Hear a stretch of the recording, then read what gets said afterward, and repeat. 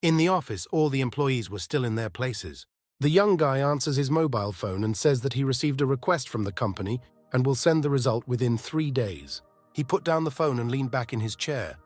The main character's name is Mason. He is an advertising employee in the famous Abex company, and his life is very monotonous. Unexpectedly, Mason was approached by his manager, Eaton, who said that the situation on the market is not stable and layoffs are planned.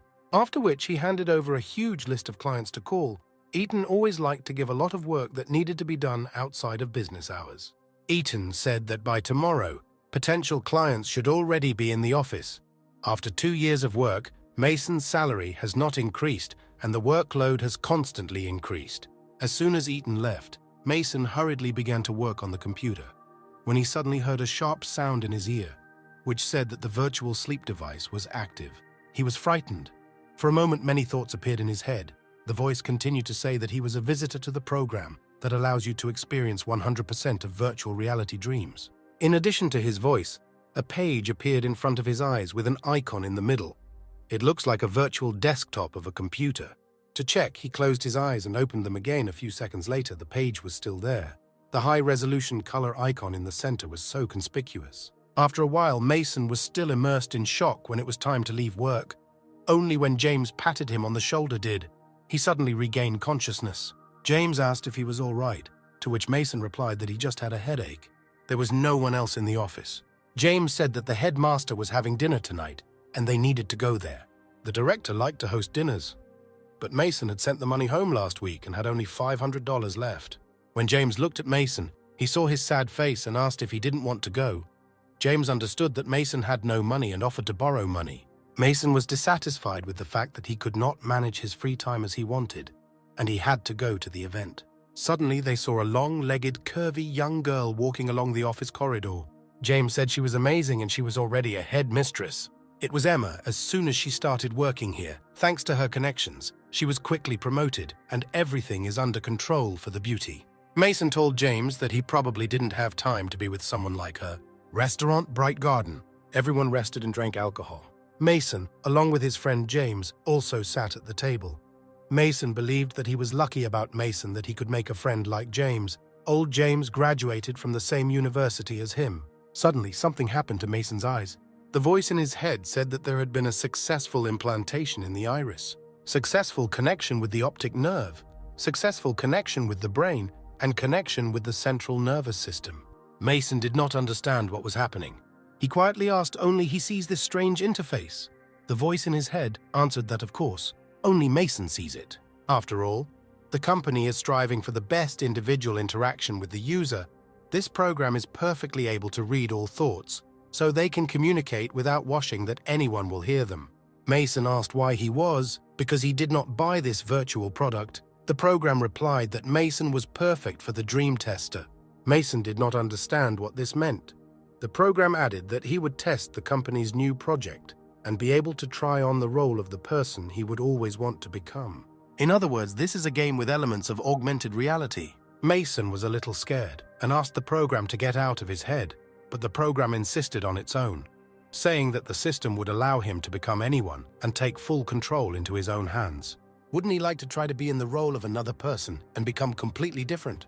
Eaton entered the establishment with a girl they saw in the office. Eaton said that now the girl will be their director. Eaton introduced her head of advertising as the most capable employee, to which she replied that she would be glad to work with him. Mason was well aware that this guy only got ahead because he constantly flattered and served Eaton. The head of the advertising department, even when they met, did not stop praising the director of Eaton and said that he was an excellent leader, and also gradually began to flatter the girl. Eaton also introduced her to several other employees, but suddenly the girl herself approached Mason and extended her hand to him and asked him his name. Mason was a little confused and even a little shy. He abruptly stood up, introduced himself with a smile and added that it was a pleasure to meet you. Eaton approached the girl and told her that Mason was an ordinary clerk. Mason was upset because he never flattered his boss and his work was constantly underestimated. Eaton went on talking. He had an average capacity for work. He did not know how to communicate with clients. Mason was humiliated not only in front of the new boss, but also in front of all his colleagues. Director Emma said that she understood everything, wished everyone a good appetite, and left with Eaton. James looked at Mason and he was sincerely sorry for him. After a while, they were already catching a taxi car on the street. Mason said that he worked hard and hoped that the boss would give him at least a little praise, but it was all in vain. James tried to reassure his friend and said that working hard is not the most important thing. The main thing is to be able to suck up to the management. Mason remembered the time when they were in college. At that time, James was one of the leaders in the fight against injustice and lawlessness of teachers. He thought that James has changed a lot since then. Suddenly, Eaton came out of the institution with the director Emma. Eaton told her that there was no point in meeting with low-grade employees. Mason heard everything. Eaton said it wouldn't do any good if any of the employees started thinking they were their equal. Eaton warned Headmaster Emma that if she did not know her place and her responsibilities, she might be unemployed. Mason thought that not only was hard work not rewarded in any way, the bosses also wanted to spit on their personal lives. He was tired of it. The program in his head asked Mason if he understood what injustice surrounds him. Mason said that he would think about quitting tomorrow. But for now, he wanted to win back and told the program to copy the images of Principal Emma and Principal Eaton. But the program replied that the command was not correct. It could only copy one person and chose Director Emma as a priority. But Mason was surprised. He did not expect that this would happen. In a second, the program replied that the scan was completed and the character was created. 30 minutes later, Mason was at his apartment. He went into the apartment and was angry why the program did not say before that only one person could be scanned. The program replied that a surge of dopamine was detected in his blood and changed his voice to a woman's. The program playfully said that Mason is very cool, but Mason got embarrassed and said that he just thought it would be nice if he had a cute NPC made. The program said that the dreaming system starts at midnight and he needs to find a place to sleep. Mason was worried about what was happening in his head. He lay down on the bed, but he was very worried and could not sleep at all. But the program calmed him down and said that the developers had foreseen this. The program will interfere with the nervous system to achieve physical sleep. A few seconds have passed. Mason was already asleep. When Mason fell asleep, he seemed to fall to the floor. In front of him stood a delightful, blue-eyed brunette who said that she had been waiting for their meeting for a long time. She said that she is the artificial intelligence that communicated with him and is also the administrator of the dream system, and Mason can call her 63rd. Mason asked if the program had begun, but the program replied that before the battle began, they should replenish supplies. Now they are in the exchange office. When they entered room number 1, there were many shelves in front of them with weapons, equipment, and uniforms. Military machete 2 points, huge truck 40 points, thermal underwear 20 points, individual diet 1 point. Mason's attention was attracted by an infinite battery. He was awesome. But as soon as Mason wanted to touch him, the girl hit him on the arm with a stick, saying that it was not for sale, and she just showed him everything. The girl said that points can only be earned by passing levels, and in the future it will be possible to use them. However, with each level the difficulty will increase, and points should be used wisely. Now Mason understood the game mechanics. Rubbing his injured hand, Mason asked if it was possible to hire an NPC. The girl pointed to herself. 10,000 points spent, and now she is at the complete disposal of Mason. The girl said that if he had no more questions, then the game officially began. She wished him a pleasant game and pointed to the entrance. Above the door was Doomsday Survival. The girl stepped aside and Mason began to disappear. Mason woke up in horror. Looking around, he realized that he was at home in bed. Everything was in order and nothing had changed. Mason thought that he was just an idiot because such technologies simply do not exist, and how could he believe it? He wanted to turn on the light, but there was no electricity. This had happened before, so Mason did not pay much attention to it. He got dressed and went to work. As soon as he stepped outside, he was amazed because cars were randomly standing on the road on the street. There were no people, and things were scattered around. Mason did not understand where everyone had gone. Suddenly, very close by, he heard the sound of an airplane engine. The huge plane crashed, and almost immediately after Mason saw him, he crashed into a neighboring building. Mason managed to hide behind the car. He could not believe it. Did the program really work? And he ended up in a place where he needs to survive. The program began to speak in his head. The Doomsday Survival Dreams virtual world launched. Difficulty level 0, duration 180 days. Mason screamed, like 180 days. He heard the sound of flowing water. Looking under the car, he saw that gasoline was leaking from it. Without thinking for a long time, he rushed to run away, and almost at the same time the car exploded. Having run far enough away, he stopped at the wall. Initially, this scene might seem strange. But if you think about it, it's a sudden disappearance of people, so it's not unusual for a plane to crash. Mason thought that 180 days is a lot, but as long as he has enough supplies of food, water, medicine, he should not have any problems. Mason did not know what exactly to do now. He turned on the tape recorder. He put it on his shoulder and went to the men's clothing store. He tried on different clothes, paying no attention to prices. He took a lot of gold jewelry for himself, a bottle of good liquor, and now he is already walking along a deserted street like the king of this life. Suddenly he remembered Emma asking about her presence at the program, but the program did not answer, although he continued to shout loudly in the street. Suddenly he heard some noise nearby. Someone was quickly approaching him. It was a dog. Obviously, when people disappear, no one takes care of their pets. But he was not reassured by the thought that Emma was nowhere to be found, that he had been deceived. Suddenly, on the road, he saw a tiger coming at him. He growled and was ready to throw himself at Mason. He tried to stop the tiger with words, but he began to quickly approach and rushed at Mason. This tiger was named Stupid, and he was the only tiger in the zoo. He got along well with people and therefore began to lick Mason. Zookeepers raised him from childhood, so he was affectionate, and many tourists came here to take pictures with him. He was very easy to recognize. He had no hair on his butt, and when the zoo workers, like all people, disappeared, he ran away from there. Mason did not understand how the program knew even about this tiger. The 7th day has come. Mason underestimated the challenge. He lost his water supply, so he had to drink mineral water from the supermarket. Since there was no electricity, all meat products and vegetables began to rot, and larvae spread everywhere. Of course, there were canned food and some other non-perishable products.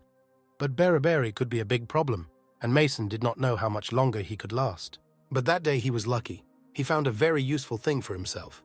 Diesel generator. When Mason was young, he often had to use it. This generator had been running for at least 7 days now, and it was getting very hot. Mason didn't know how much longer it could run. He decided to return to the generator in the evening. Perhaps this way the meat would last longer. There was a generator and a refrigerator, in connection with which Mason decided that this place would become a refuge for him. All the following months he collected supplies, and at night he weeded the ground to grow food. Here comes the 31st day. Mason didn't know what to do today. He gradually began to go crazy and imagined his friend James, with whom he communicated. Mason thought it would be a good idea to find a seed shop in order to grow new vegetables and fruits. But what if you let go of the steering wheel and crash into the wall at full speed? Then maybe he will wake up.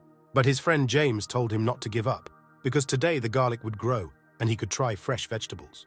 The problem was not only fresh vegetables. The city was full of shit and flies, as if Mason lived in a swamp. When he fell asleep, he felt the insects crawling over him. At night, nothing was heard around except for the sound of the wind, and Mason felt that he would soon break loose. James said that Mason might be out of the game, but how would he deal with being fired in real life if he didn't even have the fortitude to cope with survival? It's just a game, James said, and asked Mason to pull himself together. Mason thought that even in the game, his brother James gives him strength. Suddenly, Mason was blinded by the light of an oncoming car. He braked sharply and turned the steering wheel to the side. The accident was avoided. In the car that was going to meet him was Emma. He lost control and crashed into a nearby car on the road. Mason could not believe his eyes. Emma woke up in bed. She had a plaster on her face, but she did not remember what happened to her. There were men's clothes on the edge of the bed, and Emma didn't know where they were. She opened the door of the room. On the floor was a running diesel generator, and there was fresh food on the table, which surprised her very much, since everything in the city was practically rotten. She went into the next room where Mason was shaving and grooming himself. He said that he had prepared dinner for her, which is on the table. They sat down at the table, and Emma began to eagerly eat cooked food. She remembered that they had already met at a corporate party, but asked to be reminded of his name. Mason introduced himself and was glad that she had memories from real life.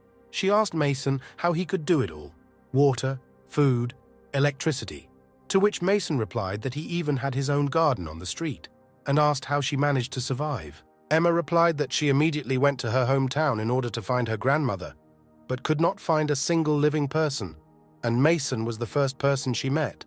Mason understood why he could not find her in the city for so long. He asked if she knew what had happened, but she didn't even know what happened. Mason realized that she did not know anything, and the next step would be an invitation to join him and work as a team. He said that he has all the conditions for life, and if they get sick, they will be able to take care of each other. The girl had absolutely no choice. She had nowhere to go, and she agreed to his proposal. But she immediately said that they needed to clarify something. What exactly did Mason ask? Emma said that he was not her type, and there would be no intimacy between them. Mason did not understand why she immediately thought about it. He desperately needed a partner, and more importantly, an interlocutor, because it was stupid to present a dressed-up mannequin as his friend James and communicate with him.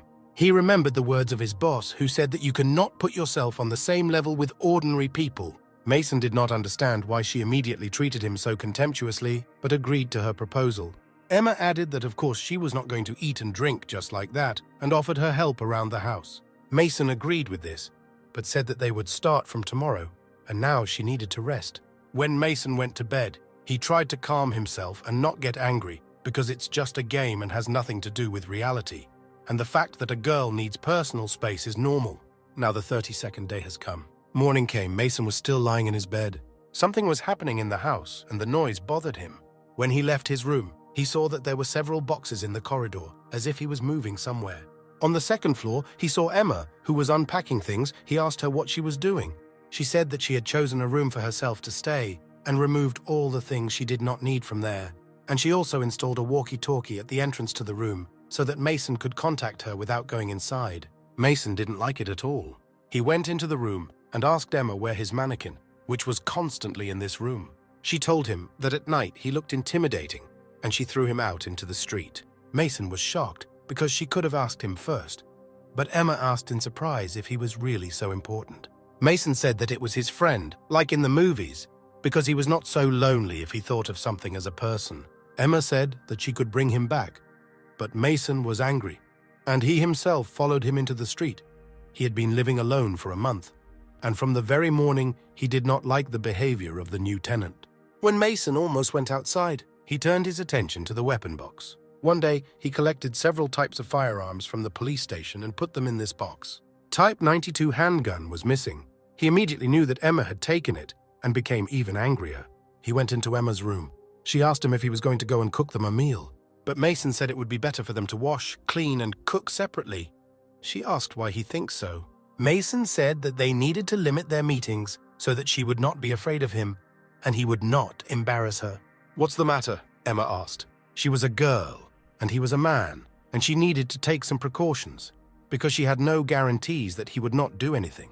Mason said that he, of course, understands that she is rich, beautiful, and above him in status, so she is free to insult him and do whatever comes to her mind, but he was not going to limit himself in order to make her feel insecurity. The tension between them only increased. Emma was not used to being told such things. Mason tried to reassure her. He said that she could be sure that he was certainly not a gentleman, but he was not going to mistreat her either. He asks her to be less narcissistic and more pragmatic. Day 120. So the 120th day in the program began. This place has changed dramatically compared to what it was 3 months ago. The weather is not so stuffy, and the stench of rot has completely disappeared. Emma planted a lot of plants outside, and now this place looks like a real paradise. In her hands, the garden flourishes and many vegetables grow. When they quarreled for the first time, they hardly spoke. Mason wondered if it was possible to hold out for 3 months without communicating with anyone. He could not be without communication for so long. Sitting in the car, Mason began to complain about Emma to a mannequin sitting on the side seat, whom he represented as his brother James. He talked about the fact that she did not need communication at all, which was so necessary for Mason. Today he had to deal with the problem of obtaining meat, which they had already run out of. Mason suggested that he might look for meat in supermarkets, where it might be found in tins that are covered in dead flies. He also thought that they could catch rats, but if they suddenly got sick, they were unlikely to be cured. That's right. He thought that it was possible to catch fish, although it grew on larvae. It looks quite edible from the outside. Mason decided everything.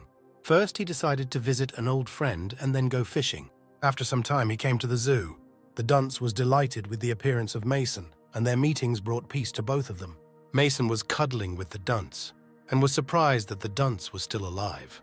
2 months ago, Mason saw him at the zoo gate. At that moment, he was enjoying other animals. Luckily, he still has no desire to attack other people. Until today, he has survived by feeding on rats and pets. Mason gave him the last piece of meat from the freezer, stroked the tiger, and asked him to save this piece. Suddenly, the tiger became alert and rushed to the side with a roar. He attacked deer passing by. Mason knew that the deer in the zoo didn't have antlers. They were wild deer. Nature has already begun to invade human civilization. Suddenly, the weather began to change dramatically. Lightning flashed in the sky and thunder rumbled. Mason did not understand how the weather could change so quickly because the sun had been shining a few minutes ago. It began to rain heavily and gusts of wind rolled. It was a typhoon. Mason rushed to his car. He climbed into the car through the passenger seat where his imaginary friend James was sitting. The typhoon was about 10, but it was just unbelievable. Mason, given so much time lived, began to forget. After all, it was virtual reality and just a game, and the typhoon is another test. Mason suddenly remembered that Emma rides her bike uphill every day, and now she is probably at the very top. He promptly started the car and drove home with great speed. When he arrived at the house, he saw that the door was open. That could only mean one thing: Emma hadn't returned home yet. The garden that Emma had so carefully looked after was almost completely destroyed. Mason rode crushing tomatoes planted and grown by Emma. He remembered how she kept rats away from her precious tomatoes. But now it didn't matter anymore. The main thing was to save her. He was driving down the road where Emma used to drive uphill. The typhoon did not stop and only increased its strength. From the darkness in the distance, he saw the dim glow of a flashlight. He realized that it could be Emma. Mason immediately turned the steering wheel of the car in the direction of the poorly visible glow of the flashlight. Having driven closer, near the post stood a soaking wet, frozen girl. It was Emma. She was wearing a thin dress that did not warm her at all. She, with her last strength, held onto the post with both hands so that her fragile female body would not be blown away by the wind.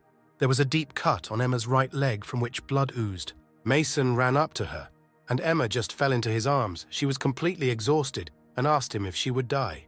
Picking her up in his arms, Mason confidently answered no. They quickly arrived at the first house they came across. Mason lit a brazier, standing in the middle of the room near the sofas. He could not believe that there was a villa on this mountain. He asked Emma if she had come here before. She shivered from the cold, was silent, and held her hand to her wounded leg. Mason noticed this and offered to treat her wound. But she bitterly replied that it was not necessary to do so. Now is not the time to get emotional.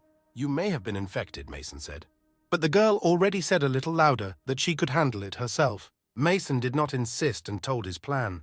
The house they lived in was very low and probably flooded, but this villa is high up on a mountain. Therefore, he suggested that they immediately move, collect all the supplies they had, and settle in this villa.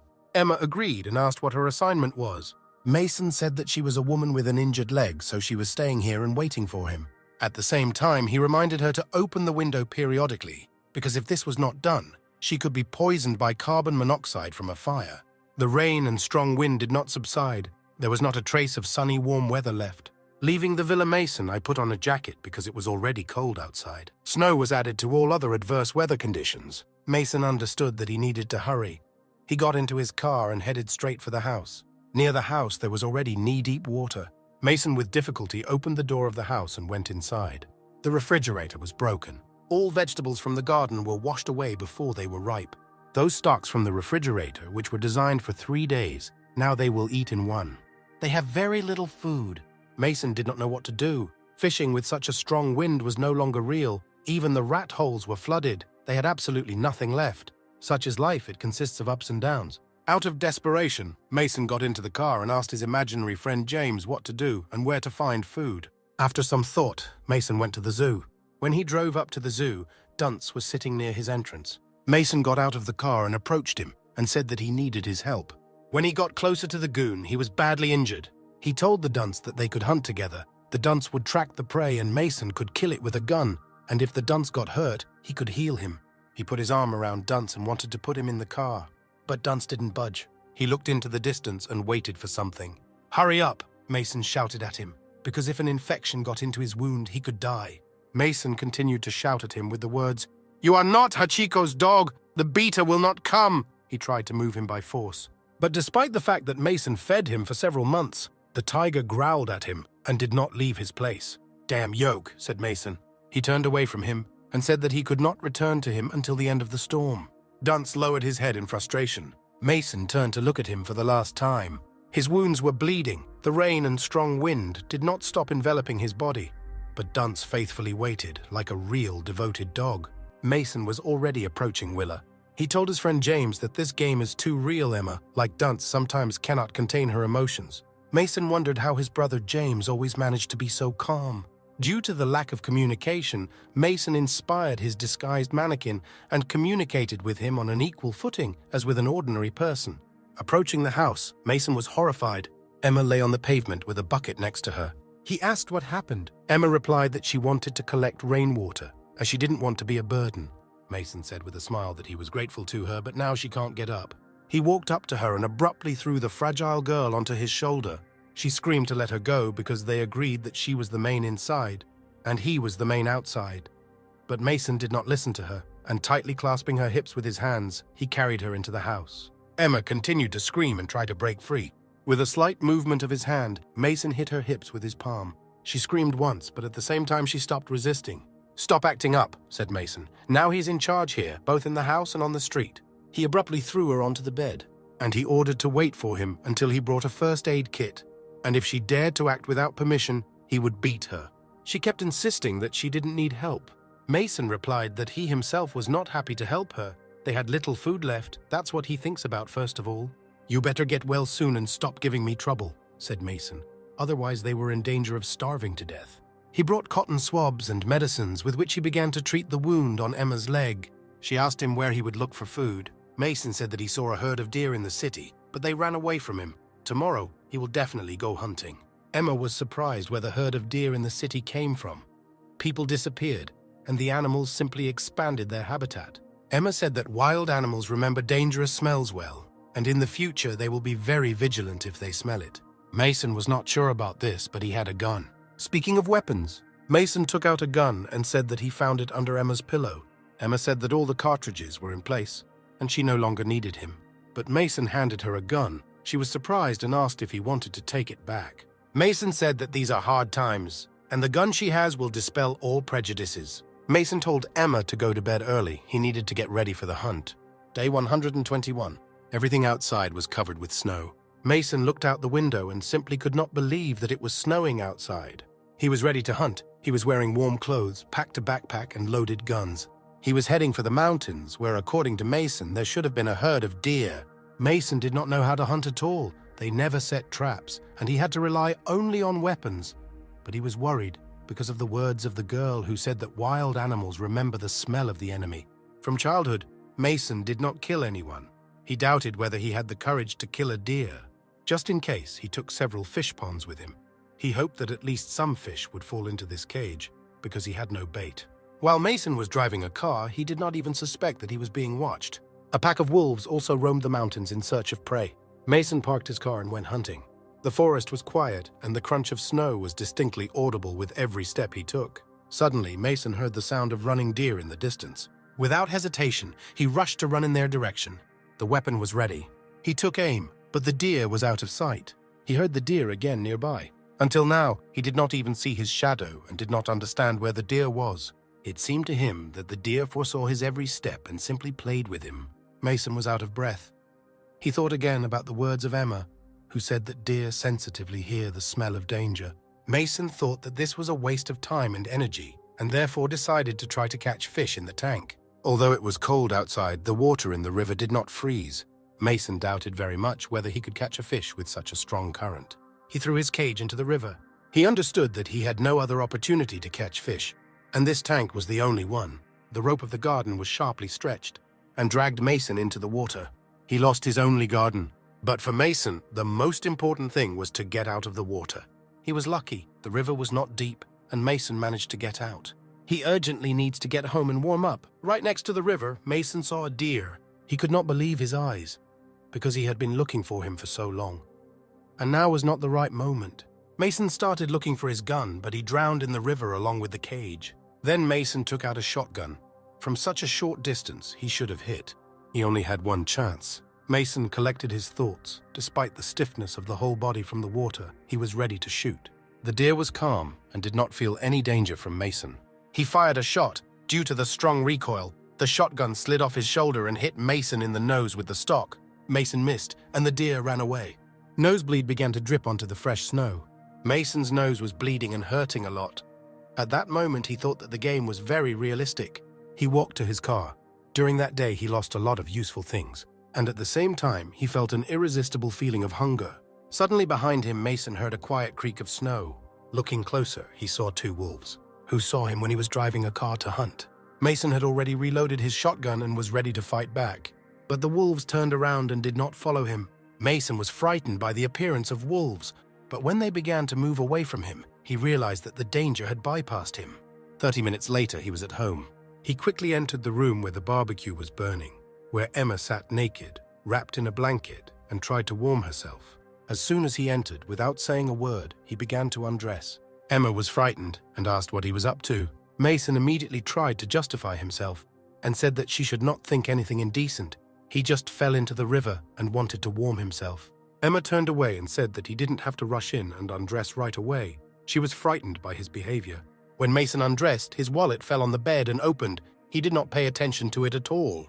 Emma saw in his wallet a photograph of Mason, who was hugging a girl she did not know. "That girlfriend of yours in the wallet photo?" Emma asked. "An ex-girlfriend," Mason answered. "Then why did you break up?" Mason said that he wanted a family, and for her, relationships were just fun. He asked Emma if she had a boyfriend. "His name is John," Emma said. "He's a PhD from the Massachusetts Institute of Technology, CEO of a technology company." Mason said with a smile that he probably had poor eyesight and would have a hard time with her, subtly hinting at his advanced age. Emma turned to him in a rage and said that he had no right to mock her because she was his boss. Mason sat in front of her completely naked and did not expect that she would turn around so suddenly and look at him.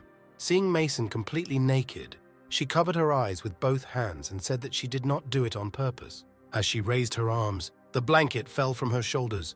Mason looked at her naked, firm breasts and could not tear his eyes away. Emma did not immediately realize that she was sitting in front of him completely naked.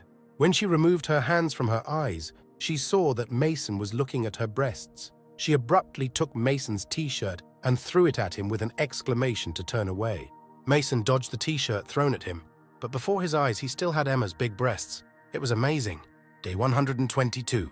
Mason crawled through the snow-covered forest. He did not give up trying to track down the deer. He was already close enough to them that if he crawled even closer, they could hide in the forest and it would all be in vain. Mason had never fired a real weapon before and was unsure of his accuracy. At the same time, he fired from a shotgun, which is completely unsuitable for long-range shooting. A loud shot rang out. Mason looked into the distance and understood that if he did not manage to get closer, then they would simply die of hunger. Day 124. They began to communicate more and more. Mason constantly bandaged her leg, and Emma did not complain that he came empty-handed.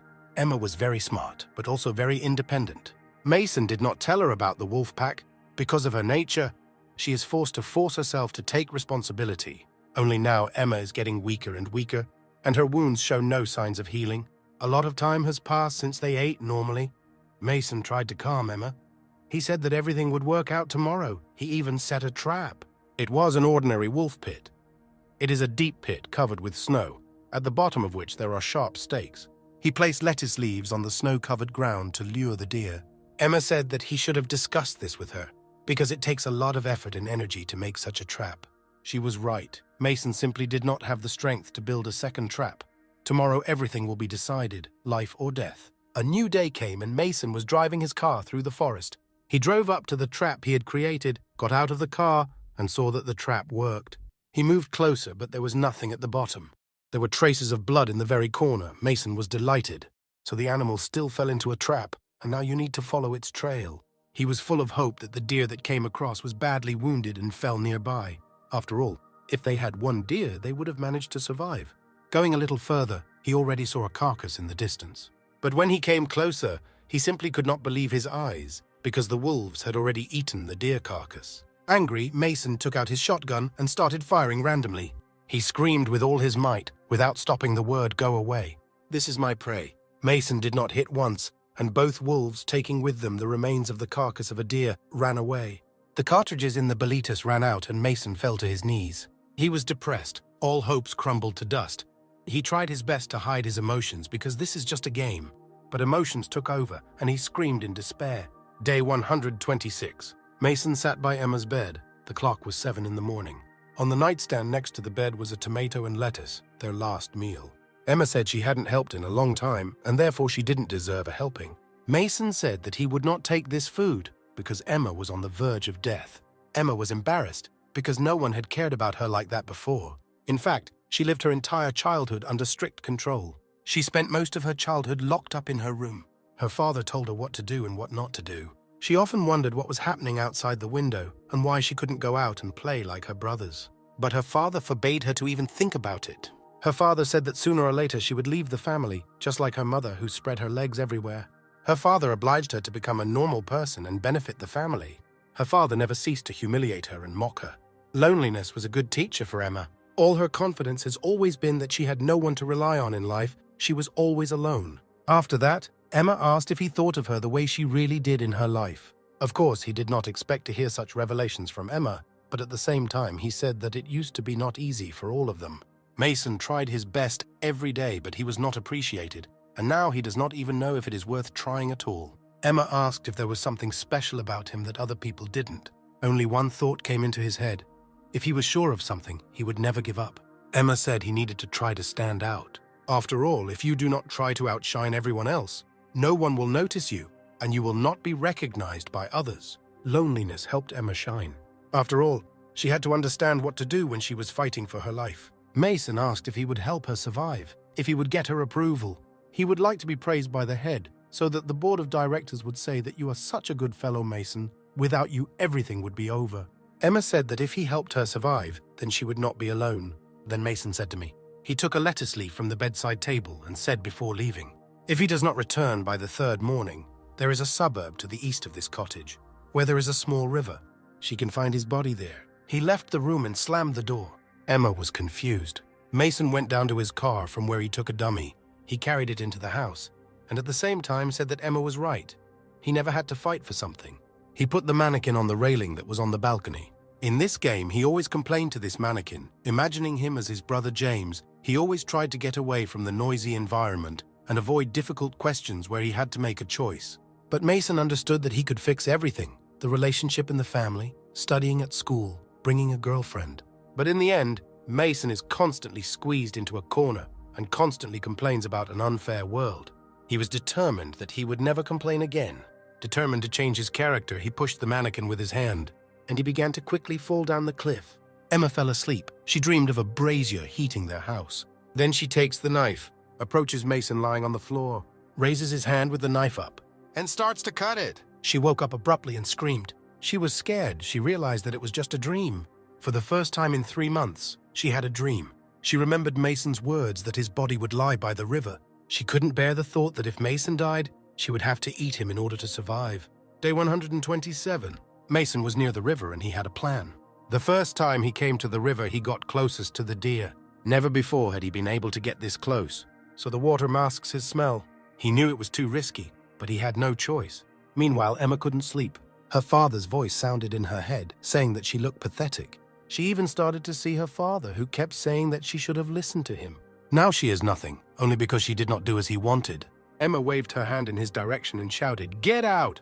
She was aware that these hallucinations began to arise due to hunger. Emma put her hand on the last tomato on the nightstand.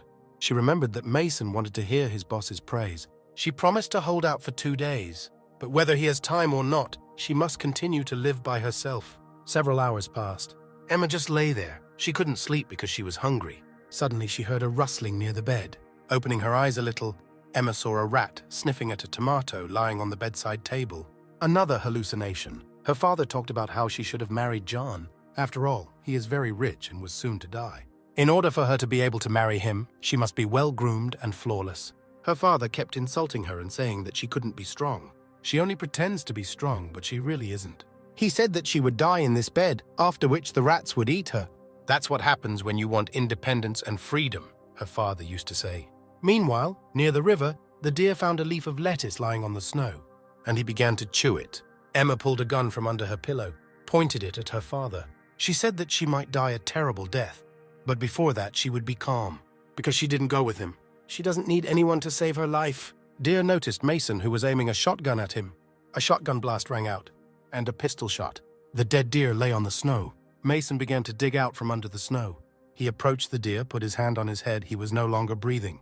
Mason could not restrain his emotions and shouted with joy throughout the forest. Emma started eating the last tomato, and at the same time fry the dead rat on the grill. Before finishing her tomato, she heard someone enter the house. It was none other than Mason. Hearing the smell of food in the house, he chuckled and said quietly that if he knew that she had already eaten, he would not be in a hurry. Then he fell to the floor, dead. Emma ran up to him and asked what happened. She tried to turn him over.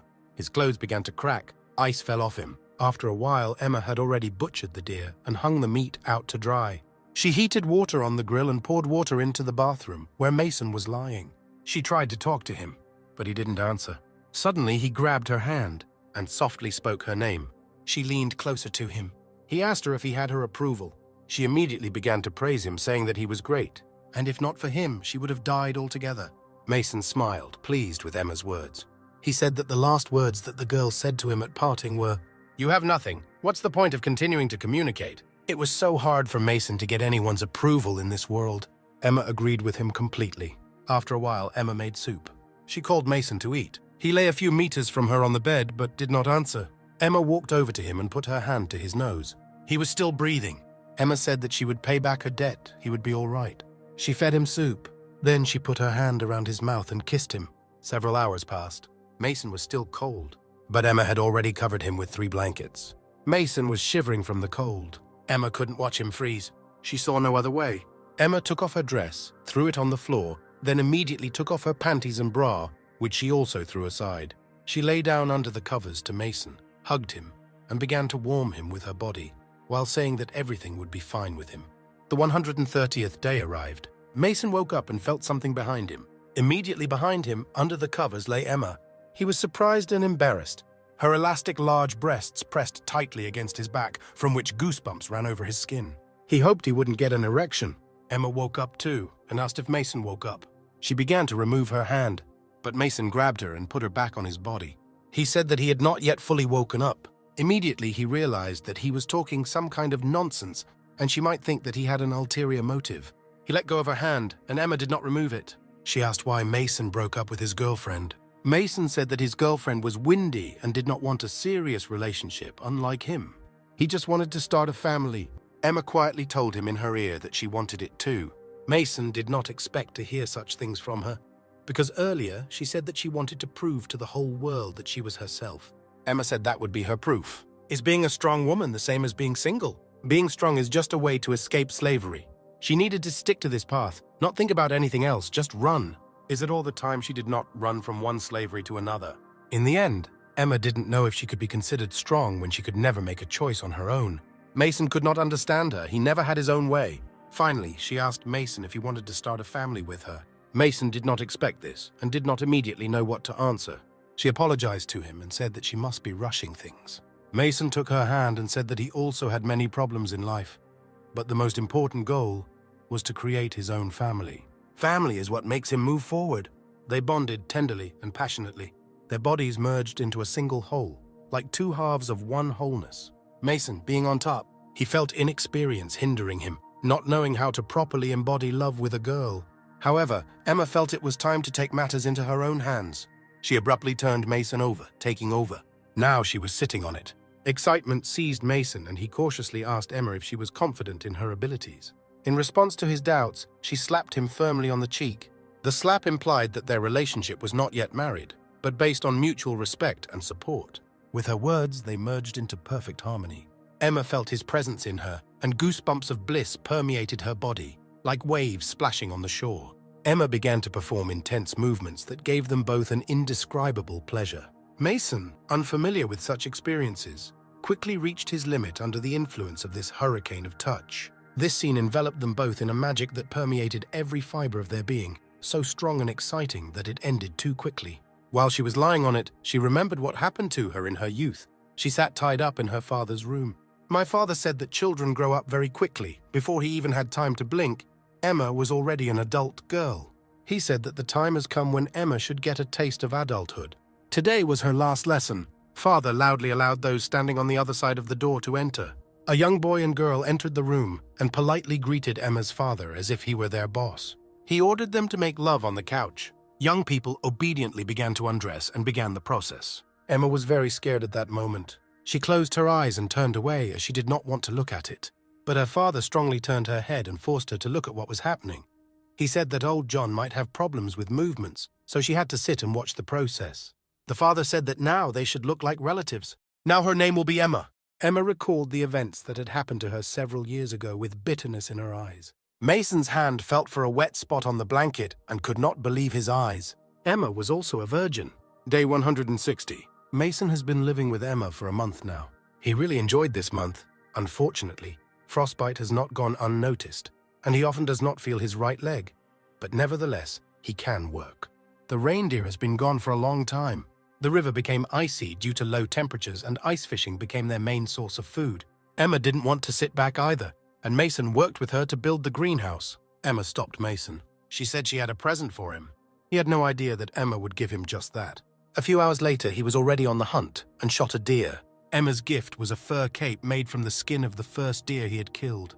He could not imagine that the prey for which he almost died was now easily accessible to him. He put the deer he had killed in his car and drove home. On the way, he passed a pole. He was flooded with memories when, in a raging hurricane, he found Emma at this particular pillar, passing by my old apartment. He drew attention to the plane, which on the very first day of his stay in the game, hit the building. Mason came to the family zoo, the home of his friend Dunce.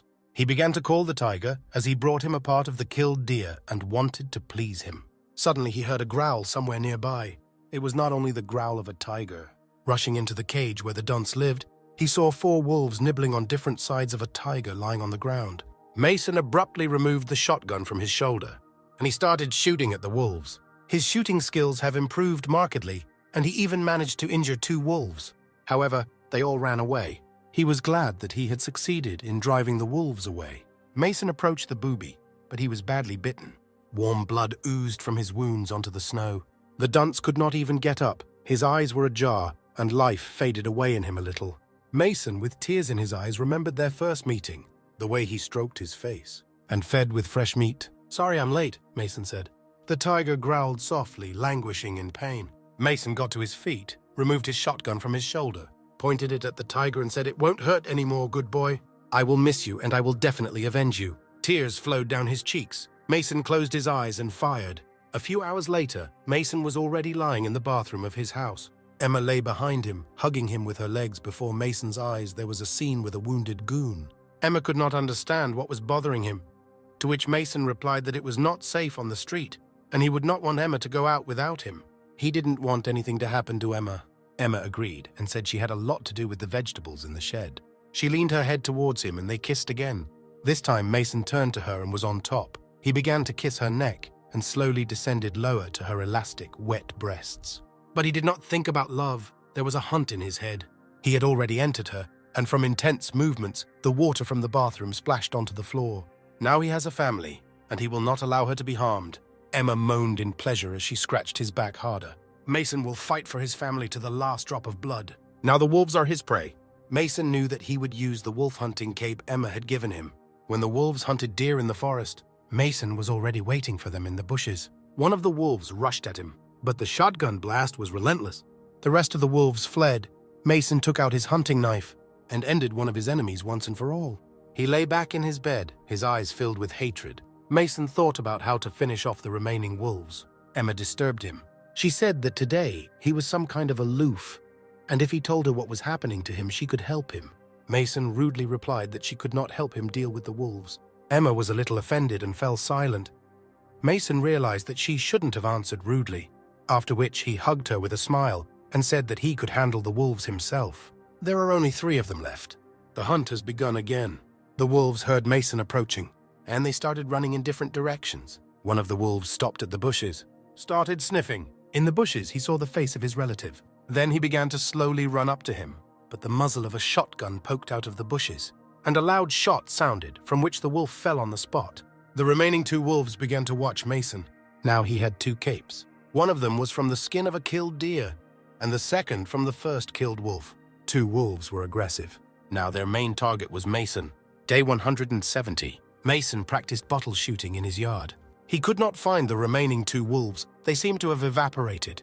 He remembered their ferocious looks, and if he didn't kill them, he might end up like the dunce. For peace of mind, Mason needed to finally end them. Emma came up behind him. She steamed fish and grilled meat. She wanted Mason to appreciate her culinary skills. Mason refused. He said that he would pack a tent and leave for a couple of days. Emma was upset when she heard about this. Mason has been leaving early in the morning for several days and returning late. They can't even eat together. "I'm sorry," Mason said. He had unfinished business he had to do to keep them safe. Emma turned away and was about to leave, but emotions got the better of her. She turned around and yelled, "At least tell me what's wrong." Mason couldn't tell her because she would be worried. He turned around and started walking away. Emma stood and cried. Day 173. Emma woke up in her bed. She looked out the window, but the window was boarded up with sticks. Mason blocked all the windows of the house with sticks. Emma went outside and asked him why he was doing this. Not wanting to answer this question, Mason said he was just fixing their windows and would be done soon. Emma was angry with him. She firmly said that she did not want him to protect her. Mason turned around and with a smile told Emma to stop joking. Emma was not joking. She showed with all appearance that she was quite serious. She said that they are going back to the relationship that they had in the first months, as if there was nothing between them. She said in all seriousness that Mason just used her and did not want to start a family, since he is behaving like that now. Mason said that he does all this only for the sake of their family. Emma could not stand it and began to demand explanations from Mason. She wanted at least some respect for her. Mason also began to raise his voice and said that she could not help him in any way. The only way she could help was to stay at home and rest until he was done. Emma stood silently, her head lowered in frustration like a small kitten. Mason did not have enough nails. He thought that he needed to call in a hardware store. These two wolves outplayed him. There was more and more snow. Soon everything around became white, and the tracks, which were already poorly visible, were finally swept up by snow. The temperature approached -30 degrees and continued to fall. There was no point in hunting anymore. The biggest problem was how to heat the house. As for the two wolves, he needed to strengthen the windows and doors of the house. Emma began to get nervous, and Mason did not want to swear with her because of this. Mason arrived at the hardware store. This shop was quite well kept and had all the necessary tools. Nails, wire, electrical tape. Mason came across a book. This was a diesel generator maintenance manual. He took off his gloves and began flipping through the book. Suddenly, the TV started working in the store. The administrator of the game appeared on the screen. Mason has completely forgotten that this is just a game. She came for a reminder that there was only a week left until the end of the game. Mason had to be ready to leave the game. Emma was standing outside the house writing a note. She gathered her things and loaded them into the car. In the note, she wrote that they needed time to calm down a bit. She leaves to look for a new place, and Mason should not look for her. Mason, out of anger, smashed the TV on which the reminder was broadcast. He gathered all the necessary things in a bag, and now he understood how to fix the generator. Outside the store, he heard a menacing growl that pierced the air like the voice of nature, filling the space with mystical intensity. The two powerful wolves that entered the store were the embodiment of a thirst for revenge and intransigence. Mason couldn't believe his eyes. They found him. He killed two members of their family, and the wolves wanted revenge. They seized Mason with surprise, like a storm coming in a dark night. As soon as he got close to his shotgun, the wolves were already there, standing in front of him, blocking the path of freedom. The shotgun, a powerful weapon, has become an inseparable part of this tense situation, as if a symbol of the possibility of destruction or salvation. The situation escalated a little. Mason, filled with determination and devoid of fear, prepared to give them a lesson. He rushed to the exit, passionately striving to reach his car, like an island of hope in the darkness of danger. However, the deep snow hiding the pit lay in wait for him, and Mason, twisting his leg, fell awkwardly to the ground. One of the wolves immediately jumped on his back, seeing his opportunity in him. The wolf grabbed the deerskin in its mouth and dragged it without letting go. The second wolf grabbed his leg, not wanting to let go of his prey. Mason unfastened the deerskin. The wolf that was dragging her was thrown aside. Mason hit the second wolf with a bag from which he fell. Taking his knife, Mason squeezed it in his hand, preparing for a decisive confrontation. The fight turned into a deadly duel where every blow was a real test. The second wolf ran up and bit him deeply on the back. Mason turned around, throwing his foot in the direction of the attacker, trying to maintain strength and will to win. However, at that moment, he discovered that the blade of the knife had broken off, depriving him of his main weapon. The wolf, emboldened by this advantage, rushed at Mason with even more aggression, like a living fire in his eyes. Mason realized that this fight had become a fight for life and death. The wolf bit him on the cheek, but Mason kicked him away, showing his unrelenting strength and determination. The rage and rage that surged within him became his weapon as he stabbed again and again with the hilt of the knife. With a precise blow, Mason knocked out the left eye of the wolf, leaving him without a powerful weapon.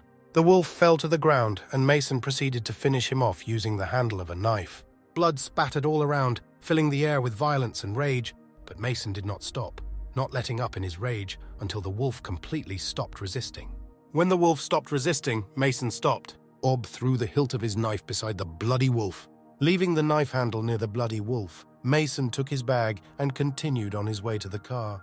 His clothes were all torn, and his blood and the blood of the wolf were mixed on it, as if the elements had merged in a battle dance. Memories popped into his head. He demanded answers from the administrator to his questions. He did not know what would happen to Emma if he left the game. He could not let her stay here alone because she is his wife. But the connection with the administrator was already lost, and it was because of this that he broke the TV that was in the store. Slowly but steadily, Mason made his way to his car, overcoming physical pain and emotional anguish. The wolf, with one eye, rose, refusing to give up. He was burning with hatred and a thirst for revenge, not ready to accept defeat so easily. Mason turned, meeting the insane determination of the wolf with his eyes. He knew he would stop at nothing to get revenge. However, Mason couldn't let that happen. He has to protect Emma and provide her with a trouble-free future. Emma drove up to the pole where Mason found her during the storm. She could not hold back her tears. Her car was parked near a pole and she sobbed without stopping. Day 177. Mason tried to get into the car. The wolves gnawed at his legs and prevented him from doing so. Mason couldn't die, not now. A pistol fell out of the glove compartment of the car. Mason was surprised. He did not understand when Emma managed to put him there. He took a pistol and shot several times in the direction of the wolves. They were afraid of the shots and fled. Finally, Mason was able to get into the car and close the door. He was bleeding all over, but he still tried to control himself. He needed to go back and fix the generator. Then Emma would have a chance to survive if he left the game. He tried to drive the car, but all attempts failed. The car wouldn't start. It was too cold outside.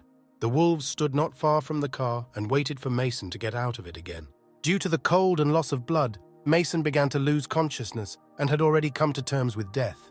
Mason woke up, all bandaged. He was lying on his bed. Emma sat next to him and watched quietly. Mason asked what happened. She said he was unconscious in the car when she found him, so she brought him home in her car. Mason thought he was already dead. Mason asked Emma if she saw anything else near the car, thinking that she might have seen the wolves. Emma said that his bag was lying nearby, and she took it with her. He abruptly began to get up. Mason wanted to quickly repair the generator in order to turn on the heating. Emma stopped him. With such injuries, the question of his recovery will take several days. But Mason said he couldn't afford to rest. Emma understood that she could not stop Mason because of his persistent nature. Mason came to the garage. He immediately began to repair the generator. With the help of tools taken from the store and a repair book, he succeeded. He came out of the garage, looked at the house, from which the light shone. He was sure that it was worth all the hardships he went through. Mason shouted to the whole street about being happy with this world as never before. Emma was in the house and calmly cut the meat, because the light for her was not the main thing. Mason went to the entrance to the house.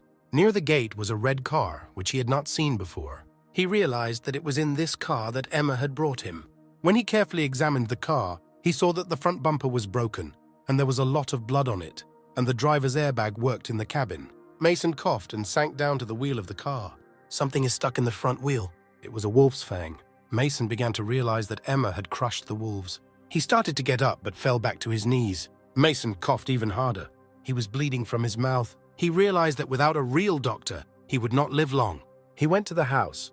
He saw that 2 wolf skins hung from the boarded-up windows. Mason approached Emma from behind while she was slicing meat and put his arm around her waist. He was sad, and Emma asked him why he was depressed. Wasn't he super brave?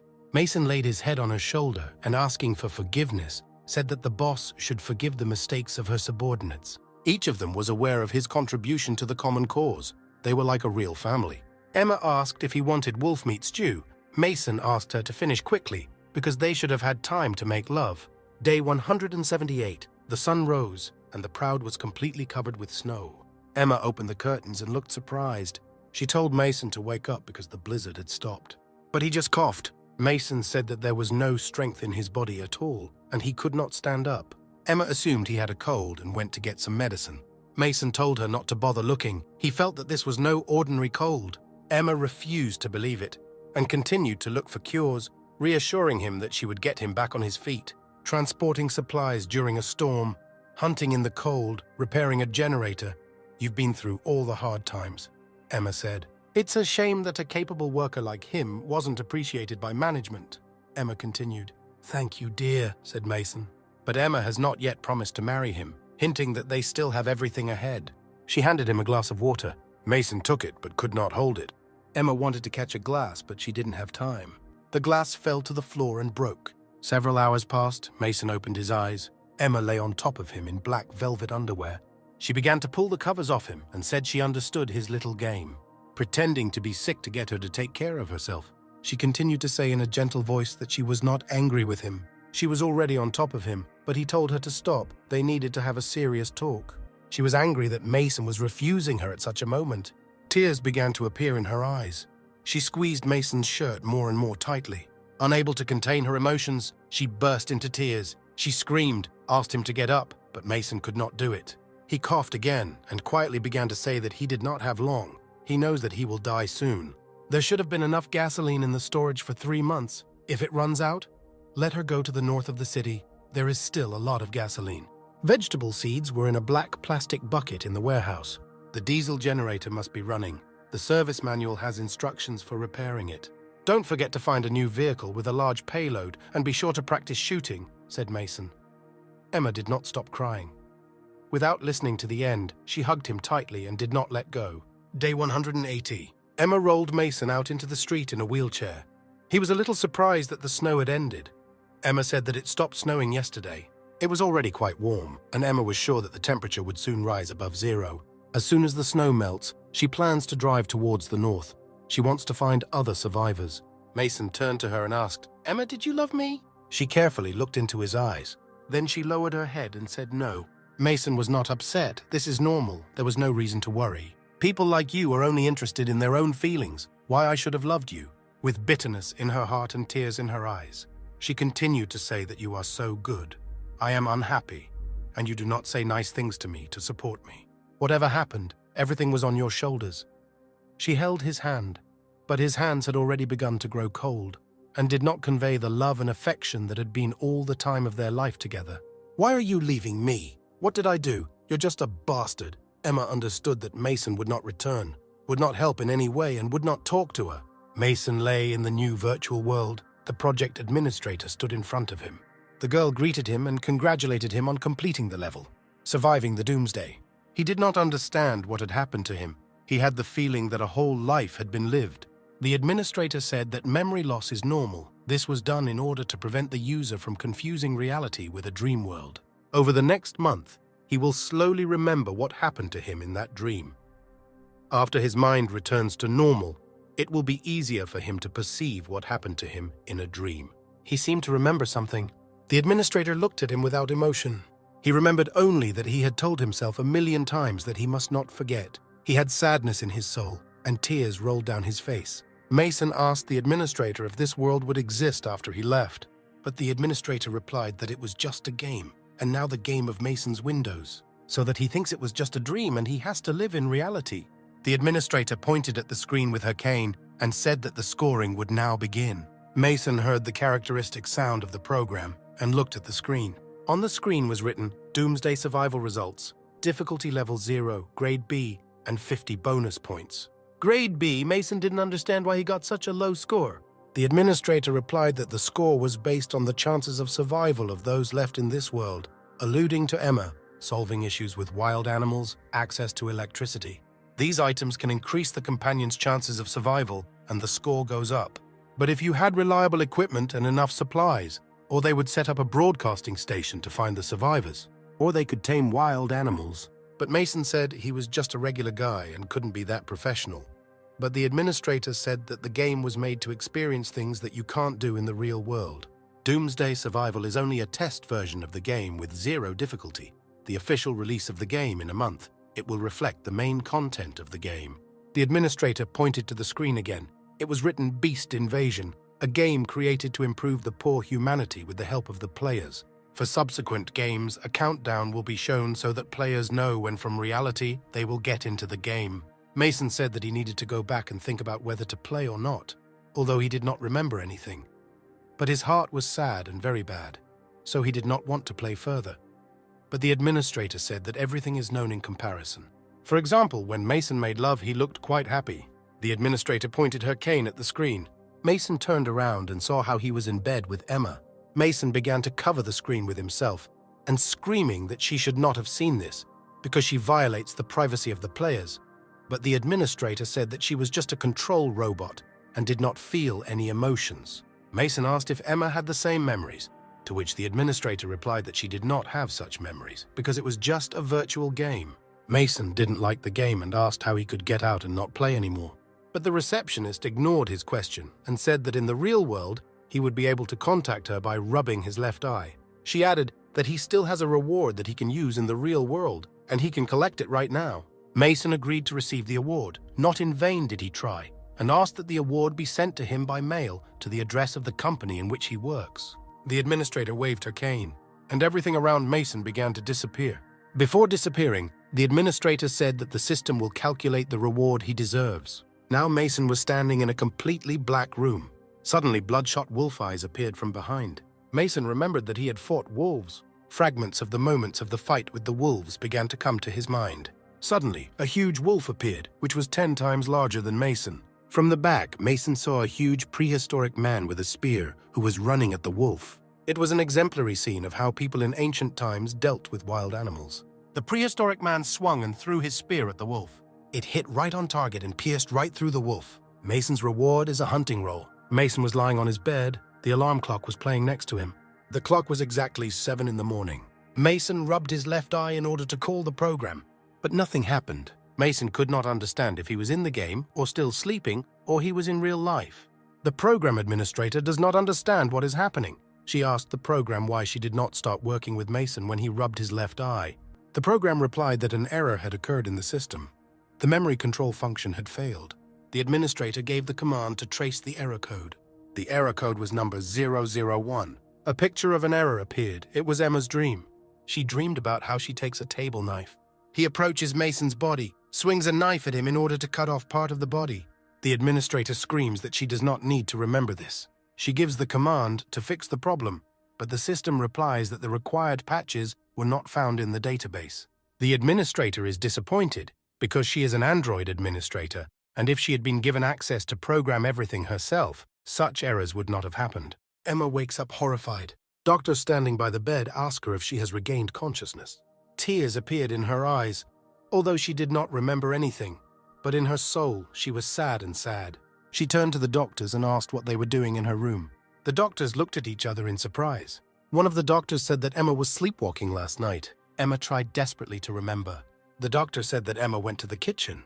She took a kitchen knife and kept saying the word, "I'm sorry." She remembered Mason's face, and tears did not stop rolling down her cheeks.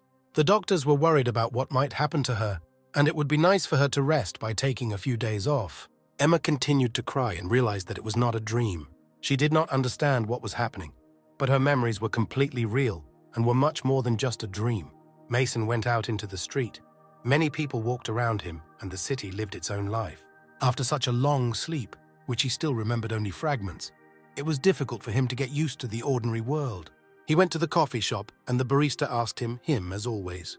The barista said that relatives from his hometown wanted to find them a good son-in-law if Mason wanted to meet a beautiful girl. Mason went to the fire and began to warm his hands.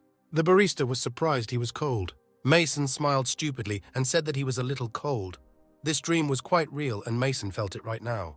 The barista repeated his question about dating a girl, but Mason said with a smile that he already had a girlfriend. He remembered his dream and thought of Emma. Although he did not like the game, he was grateful that he had such happy moments with Emma. He had already reached the office where he worked. At 7:50, Mason was almost late for work. Someone patted him on the shoulder. It was Brother James. Mason was very glad to see him, because now James was not a dressed mannequin, but looked completely alive. Mason said that he was very glad to see him. James did not understand Mason's behavior, because only one night had passed for him. He did not understand that Mason had lived without him for 6 months. James warned Mason to be careful. There were rumors in the advertising department that the worst employee would be fired. As far as James knew, the company would be creating a new marketing department, and their department would be laid off. James said that because of their bad relationship with Ethan, he could be fired first. Mason was not afraid of being fired, especially after everything that had happened to him. He has many options. Why force himself to live by someone else's rules? "Mason, you seem to have changed," said James. Mason did not understand him. James said that he usually just complained. He really changed his mindset. Now he is used to being responsible for his own destiny. Mason sat down at his desk and folded his arms. For Mason, it's been so long since he's been at work that he's almost forgotten everything. He took out his notebook and began to take notes. First, he wanted to call 14, then Spite. He stopped. It seemed to him that this plan was not correct. Mason thought the first step would be to collect testimonials from new customers. He tore a sheet out of his notebook and threw it behind his back. The piece of paper fell right into the trash can. Mason was visited by some incomprehensible feeling for him. He tore out another sheet of paper and crumpled it. A few tables away was another trash can. He decided to try to get into it. Mason took aim and threw a crumpled piece of paper. But during the throw, his hand seemed to choose the trajectory and force of the throw. It was incredible, and Mason could not believe in his abilities. He remembered that the reward for the game was an ability, a hunter role. Mason could not believe it, because it was just a game. How could she give him the ability to use abilities in real life? He decided to try again, but this time he chose the farthest bin, which was at the end of the corridor. He took aim again and launched the crumpled piece of paper. He hit right at Eaton, who at that time went out into the corridor and fell under the trajectory of the paper. Eaton stopped and told Mason to go into his office. Mason got angry and understood that this was not a good sign, but he himself was to blame for his misconduct. He walked along a long office corridor, and everyone around him understood that this time Mason screwed up. Everyone understood that they would have a reduction in their department, and how hellish devils rejoiced at Mason's misdeed. James looked at Mason's trail with surprise and could not understand what was happening to him today. He went into the office and Eaton told him to sit down. Mason sat down in a chair and was already prepared for the worst. Eaton poured tea with a smile on his face. Mason thought he was glad that he could now fire him for misconduct. Eaton said he really underestimated Mason. He didn't understand what Eaton meant by that. Based on the past communication, Mason was sure that now he would be fired, so he boldly began to speak first. For the past 2 years, he has been doing his job properly, and today was the only day he made a mistake. Even if he is fired today, he should be paid in full for the past month. But Eaton said that Mason was missing something. Mason was scared. He even thought that Eaton found comments about him on the internet, where Mason called him the most vile words. Eaton stood up abruptly and said with a smile that these 2 years had been just a test, his training. A new department is being created in the company, and Vice President Liam personally put in a good word for Mason to work there. Mason tried to get out of Eaton's arms and said that he did not know Mr. Liam. But Eaton did not believe him and continued to flatter him, saying that his potential and contribution to the company was simply invaluable. Eaton said that he always considered Mason a good student, and that is why he loaded him with work. Mason said he was about to leave work. Eaton said that he had a great opportunity to grow up the career ladder. In secret, he told Mason that the salary in the new department would increase by 20%, which is why Mason should not go anywhere. Mason, with a smile on his face, left the office and told his friend James about what had happened, who could not believe in such a turn of events. Mason said that he did not yet know where he could work and agreed with the transfer. Their conversation was overheard by the head of the advertising department and could not contain his indignation. He walked over to the table where Mason and James were sitting. In anger, he began to shout that he had done more for the company than the two of them put together. Eaton came up behind and told him to be quiet. He opened the department doors for Mr. Liam and politely asked him to come in. Mr. Liam was a young, handsome guy with red hair. He heard the shouts of the head of the advertising department and said that there was a lot of hostility in the department. He directly asked the indignant boss if he doubted his choice of employees. The head of the advertising department was sweating from fear and immediately began to quietly say that he never doubted his decisions. Eaton wanted to show his importance to Mr. Liam and sharply criticized the head of advertising and said that today he was no longer the head. The head of the department was completely overwhelmed. Eaton informed everyone that Mason would now be transferred to a new department and his workload would be handled by a new head of publicity. The director of Eaton approached James with an offer to head the advertising department. James said without hesitation that it was an honor for him. The director said that Mason wouldn't have to work today. He could pack his things and get ready to move to a new department. Mason immediately realized that the director intended to impress, and most likely because of Mr. Liam. Mr. Liam told Mason that the new department was organizing a party at the end of the day and he should be there. In addition, Mr. For Everyone added that no one would be fired from the advertising department, so everyone could continue to work in peace. Mason never even saw Mr. Liam. He did not understand where such concern for him came from. Mr. Liam in turn looked at Mason. He did not understand why Emma asked him to transfer Mason to a new department. A few hours later, James was already in his first meeting as head of advertising. This month, the KPIs of the advertising department were not up to par, so he wanted to discuss how to improve them with new subordinates. James carefully looked at his subordinates, who did not listen to him at all, and everyone was minding their own business. James realized that he was being ignored. A former leader approached him and said with a grin that it was not so easy to manage subordinates. Now his friend Mason is not with them, and now no one will support James. The former boss began to bring discord into the team. He said that they had no potential for further growth, so why should they complicate their lives if they can continue to calmly go with the flow? Mason got a call from his mother. She asked him if he was going home for the Chinese New Year. He had not come home for 2 years. Mason said that he could not come yet, but boasted that today he was promoted, and very soon he would be able to pay off their debts. It was a difficult 2 years, and my mother thanked him for the money he sent. Unexpectedly, a girl in a light pink dress approached Mason and asked him his name. Mason introduced himself. The girl said that her name is Emily. She is the head of the marketing department. She saw Mason's name on the list of new employees, and she would like to meet him personally. Mason was pleasantly surprised by such a nice team leader. She asked him if he was planning to come to the party tonight. The gathering place happened to be the villa in which Mason lived with Emma, from the world of dreams. Mr. Liam liked to have parties at his house, and the girl kindly offered Mason to take him there. Mason agreed and could not believe that he was staying at Mr. Liam's house in the dream world. They went to the car, and the girl immediately began to talk about the rules of staying in Mr. Liam's house. He was very attentive to cleanliness, so Mason should pay close attention to this when they dined together. But Mason did not understand what exactly he should pay attention to. One of the examples, the girl said that he should clean his soles well before entering the house. Mason immediately remembered how he came to this house after another hunt, and without taking off his boots carried the carcass of a deer directly to the kitchen. "Better not use the toilet at Mr. Liam's house," the girl continued. He drifted back into memory when Emma scolded him for not lifting the toilet lid before going to the bathroom. Liam's bedroom. Mason remembered what he and Emma were doing in the bedroom and was delighted, but Emily did not understand his reaction to the rules she had said. Suddenly they heard cries for help. It was a robbery. An unknown man snatched a bag from a woman and tried to escape. Mason immediately understood what he needed to do. He took a package from the girl's hands and was about to throw it at the robber. She tried to stop him because there were important documents in the package, and she could not believe that from such a long distance, Mason would be able to hit the robber.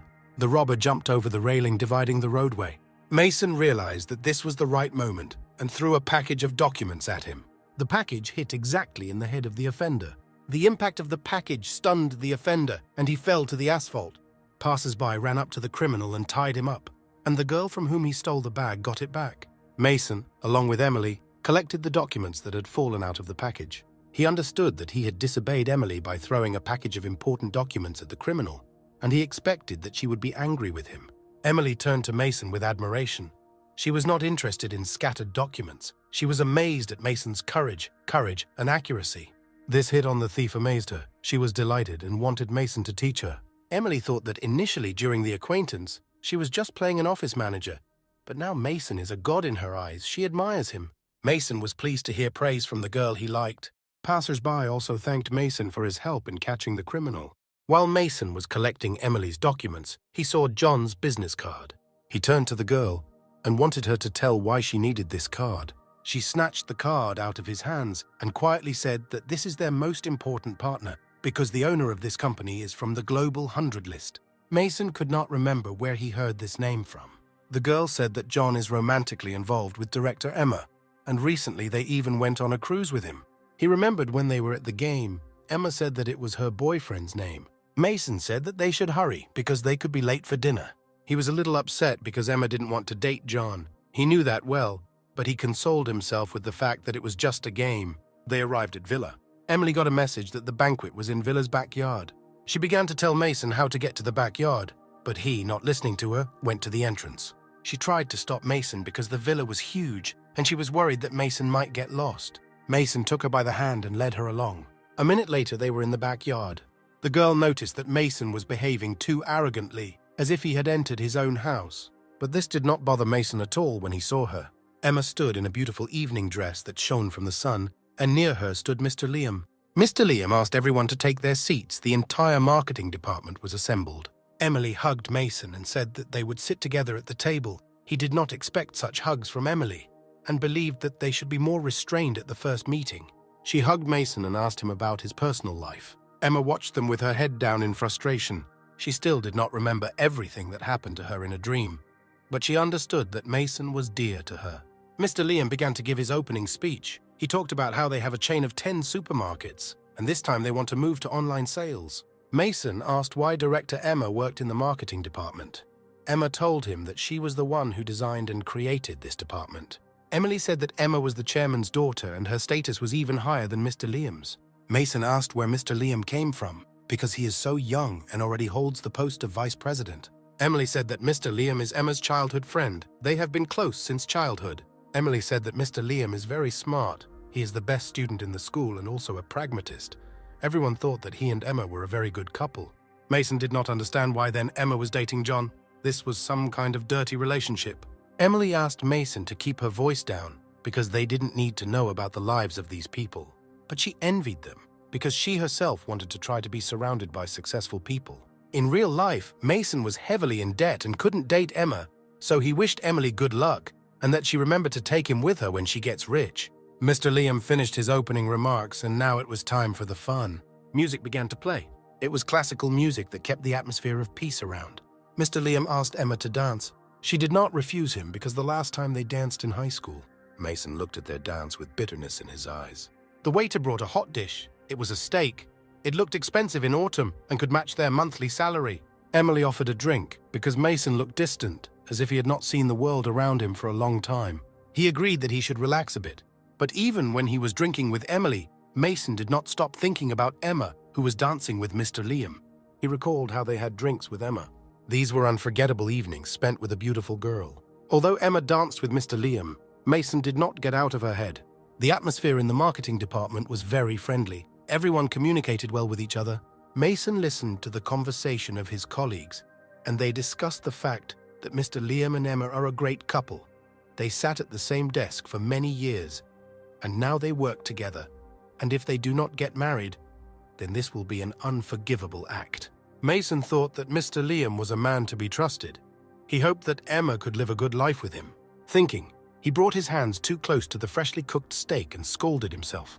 Emily rose abruptly from her chair and said that he should have been more careful with the hot dish. She quickly approached Mason, squatted in front of him, and began to pour water on his hand. There was nothing serious with the hand, and the burn was supposed to heal in a couple of days. Seeing what was happening, one of the employees of the department said that they had a new couple. Emma looked at them sadly when everyone thought it was fun. Suddenly, the named guests came to the event. It was David, one of John's most influential and closest people, and he said he had come to congratulate Emma on taking office. But he was unhappy that John's fiancée was dancing with another man. Mason asked Emily who this guy was. Emily told him who he was and that he was John's representative. Mr. Liam explained that there was nothing between him and Emma, they were just dancing, because it's normal to enliven the atmosphere at a party with dancing. Emma began to flatter David to divert his attention from what she saw. She thanked him for being able to attend their party. David stared at Emma's breasts, her dress only accentuating her curvaceous figure. Emma invited David to come to her company office tomorrow if he wanted to discuss work matters. David said that since he came to the party, he would like to take part in it too. He invited Emma to dance, since they have such an opportunity as part of the holiday. Mr. Liam wanted to stand up for Emma and said that they were just old acquaintances, so they danced together. Therefore, Emma should not dance with an unfamiliar David. David was much higher in status than Mr. Liam, so he asked him not to think too much about it, because it was just a dance, after which he corrected himself and said with disdain that Mr. Liam should not think much at all. Mr. Liam could not answer anything and stood silently. Emma took Liam by the shoulder and pushed him aside to diffuse the situation. She said that Mr. David was their partner, and they should be more forgiving. David approved of her behavior and invited her to dance. Emma had no choice but to agree. Emily talked about how dishonest it was. It was disgusting to watch them dance. David told Emma that John's boss had arranged everything and that he had come to set up a meeting with her. Emma thanked David for his help. She absolutely did not want this, but she had no choice. She had to meet John and then marry him, because her father wanted so. David said that his help was not worth a thank you and pulled Emma close to him. But Emma pushed him away and told him not to overstep the bounds in the dance. David apologized, but his apology was not sincere. It was just a game. David was well aware that Emma was marrying John only because he was unheard of rich. Mr. Liam was on the edge. He loved Emma, but also understood that his social status was not enough to date the beautiful Emma. He was filled with anger as he watched Emma dance with David. David began to lower his hand to Emma's buttocks, but she tore his hand away from her and screamed that he was a disgusting dancer. David began to apologize again and insisted on continuing the dance because he had not danced for a long time. Emily was ashamed to look at this because with this dance, David humiliated not only Emma, but also Mr. Liam. David only thought that Emma was just a two-faced bitch and he wouldn't mind making love to her either. But David could see that Emma didn't give him a single hint, which made him angry. During the dance, David decided to step on her dress, which he did with a smile on his face. Emma pushed him away from her. One strap of the dress was torn off. At the same moment, a piece of hot fried steak flew into the air. It landed right in front of David's eyes. Emma fell to the pavement, and David jumped in pain. David called his guards and told them to find whoever threw the piece of meat at him. One of the guards walked over to the table where Mason and Emily were sitting, but each of them had a piece of meat on a plate. Luckily, Emily put half of her cut of meat on Mason's plate. Emily did not expect such an act from Mason because even Mr. Liam did not dare to do anything to David, and Mason acted like a man. Emily liked Mason more and more. 2 guards walked around all the tables, but everyone had a piece of meat. David ordered them to search further until they found the culprit, because a piece of meat could not fall on his head from the sky. Suddenly, Emma, helped up by Mr. Liam, slapped David in the face. From the blow, David fell to the pavement. Emma held onto the strap of her dress and told David to get out of their party. Mason looked at her and did not believe that Emma could flare up so much. He was glad that he did not find this in the game. David got up and was furious. He was embarrassed in front of everyone. He could not just leave it like that. Mr. Liam intervened and told him to behave or he would call the police. David couldn't calm down. His guard whispered something in his ear. After that, David came to his senses and said that they would see each other tomorrow. Mr. Liam did not think that David would make concessions. Emma asked him not to pay attention to this because she needed to change clothes. And so the party ended. But Emily still had plans. Here she and Mason were sitting in a bar. Emily said that she did not like it when Mason called her the head of the department. She asked to be called by her name. Emily couldn't believe that she met a guy who was more attractive than Mr. Liam. Not yet married. Mason was the one she needed. She was already planning to make love to him today. Mason said he didn't really want to drink today. He had only $400 and there was still a week before payday. Emily thought she had a stubborn guy and she needed to fight for him. The girl said she didn't want to drink alone, so she offered a deal. She drinks 3 drinks and he has one. Mason agreed. He thought he could get her drunk quickly and spend less money on snacks. It was already midnight on the clock. Mason tried to wake up Emily. He wanted to know where she lives so he could take her home. As soon as Emily woke up, she immediately began to dance, and Mason realized that she should not drink anymore. She stood on the table and spun a little. Unable to stand on the table, Emily fell right on Mason. Her chest was right on Mason's face. Mason wanted to get up quickly, but this position suited Emily. She began to gently play with her tongue at his ear and stretch his shirt with your right hand. She lay completely on top of him and touched his body in such a way that it caused him an extraordinary surge of arousal. The bartender approached them and awkwardly said that he did not want to interrupt them, but the institution is now closed. The bartender handed over the check. Mason was horrified because their evening cost exactly $400. Mason did not know where Emily lives, so he brought her to his home. Emily came to her senses a little and asked Mason where he was taking her, to which Mason replied that he did not know where she lives, so he brought her to his home. Emily said that Mason is a naughty one. He only knows her for 1 day and already takes her to his house. Mason asked her to tell her where she lives, and then he would take her home in a taxi. But Emily didn't want to eat at home and didn't mind staying at Mason's. Mason did not pay attention, but an unknown man was watching them in his apartment. Mason carefully laid the exhausted and graceful Emily on his bed. She gently asked to hug her, and her eyes shone with longing and expectation. But Mason, resisting the exciting desire, refused, asking her to just lie down and calm down. Mason wanted to avoid a possible scandal, especially given his recent move to a new department. Emily reported that she felt dizzy, as if she was on the verge of fainting. She slowly began to rise from the bed. Her movements were weak, barely audible. She stood up vulgarly, seductively, as if playing her own game of seduction. Then she boldly stood in front of Mason, gently kneeling down. Taking him by the shoulders, she threw him gracefully onto the bed, causing a wave of energy and passion. Her breasts, gently like a sigh, clung to Mason's face, bewitching him with her skillful seduction. Emily decided to start the last battle while her mind gradually cleared up. She sat dominatingly on top of him, enjoying the spectacle of how long he could maintain the facade of an obedient boy. Mason, standing on the verge of excitement, restrained his passions with the last remnants of strength. Emily untied her seductive dress and her bare, ample breasts remained covered with only one bra. Mason grabbed her hand and quietly warned that if they continued in this direction, they would face serious obstacles. Emily let out a playful chuckle and stated that Mason himself was beginning to feel a passionate fire burning around them. She slowly began to unfasten the belt on his trousers, sliding her fingers smoothly over the strong fabric. Whispering in Mason's ear in a low voice, she urged him to relax and let her take control. Mason could not understand how a young and healthy guy is able to withstand such a whirlwind of passion and excitement. But at a certain moment, Emily stopped and fell silent, as if surrendering to the power of sleep. He slowly turned to face her, a smile playing on his lips, as he realized that she had fallen asleep, lying comfortably and calmly on top of him. Mason covered her with a blanket while she fell sweetly into his bed. It was already 2 o'clock in the morning, and today Mason had to sleep on the couch. He was almost asleep when he heard the sound of the door opening. Getting up a little from the bed, Mason saw an unfamiliar man in his apartment. The man stood beside Emily's bed, pulling off her shorts. He looked forward to further pleasure. Mason went into Emily's room to stop him. Mason loudly asked who he was and how he got here. The man was calm and asked Mason not to scream. He said that the girl was drunk and he wanted to have some fun with her. Mason could not believe his ears. How could an outsider get to his house, behave so calmly, and still take advantage of his girlfriend? Mason could not stand running up to the man and tried to strangle him. But the stranger was clearly stronger and more experienced than Mason, so he easily threw Mason over himself, cooling his ardor.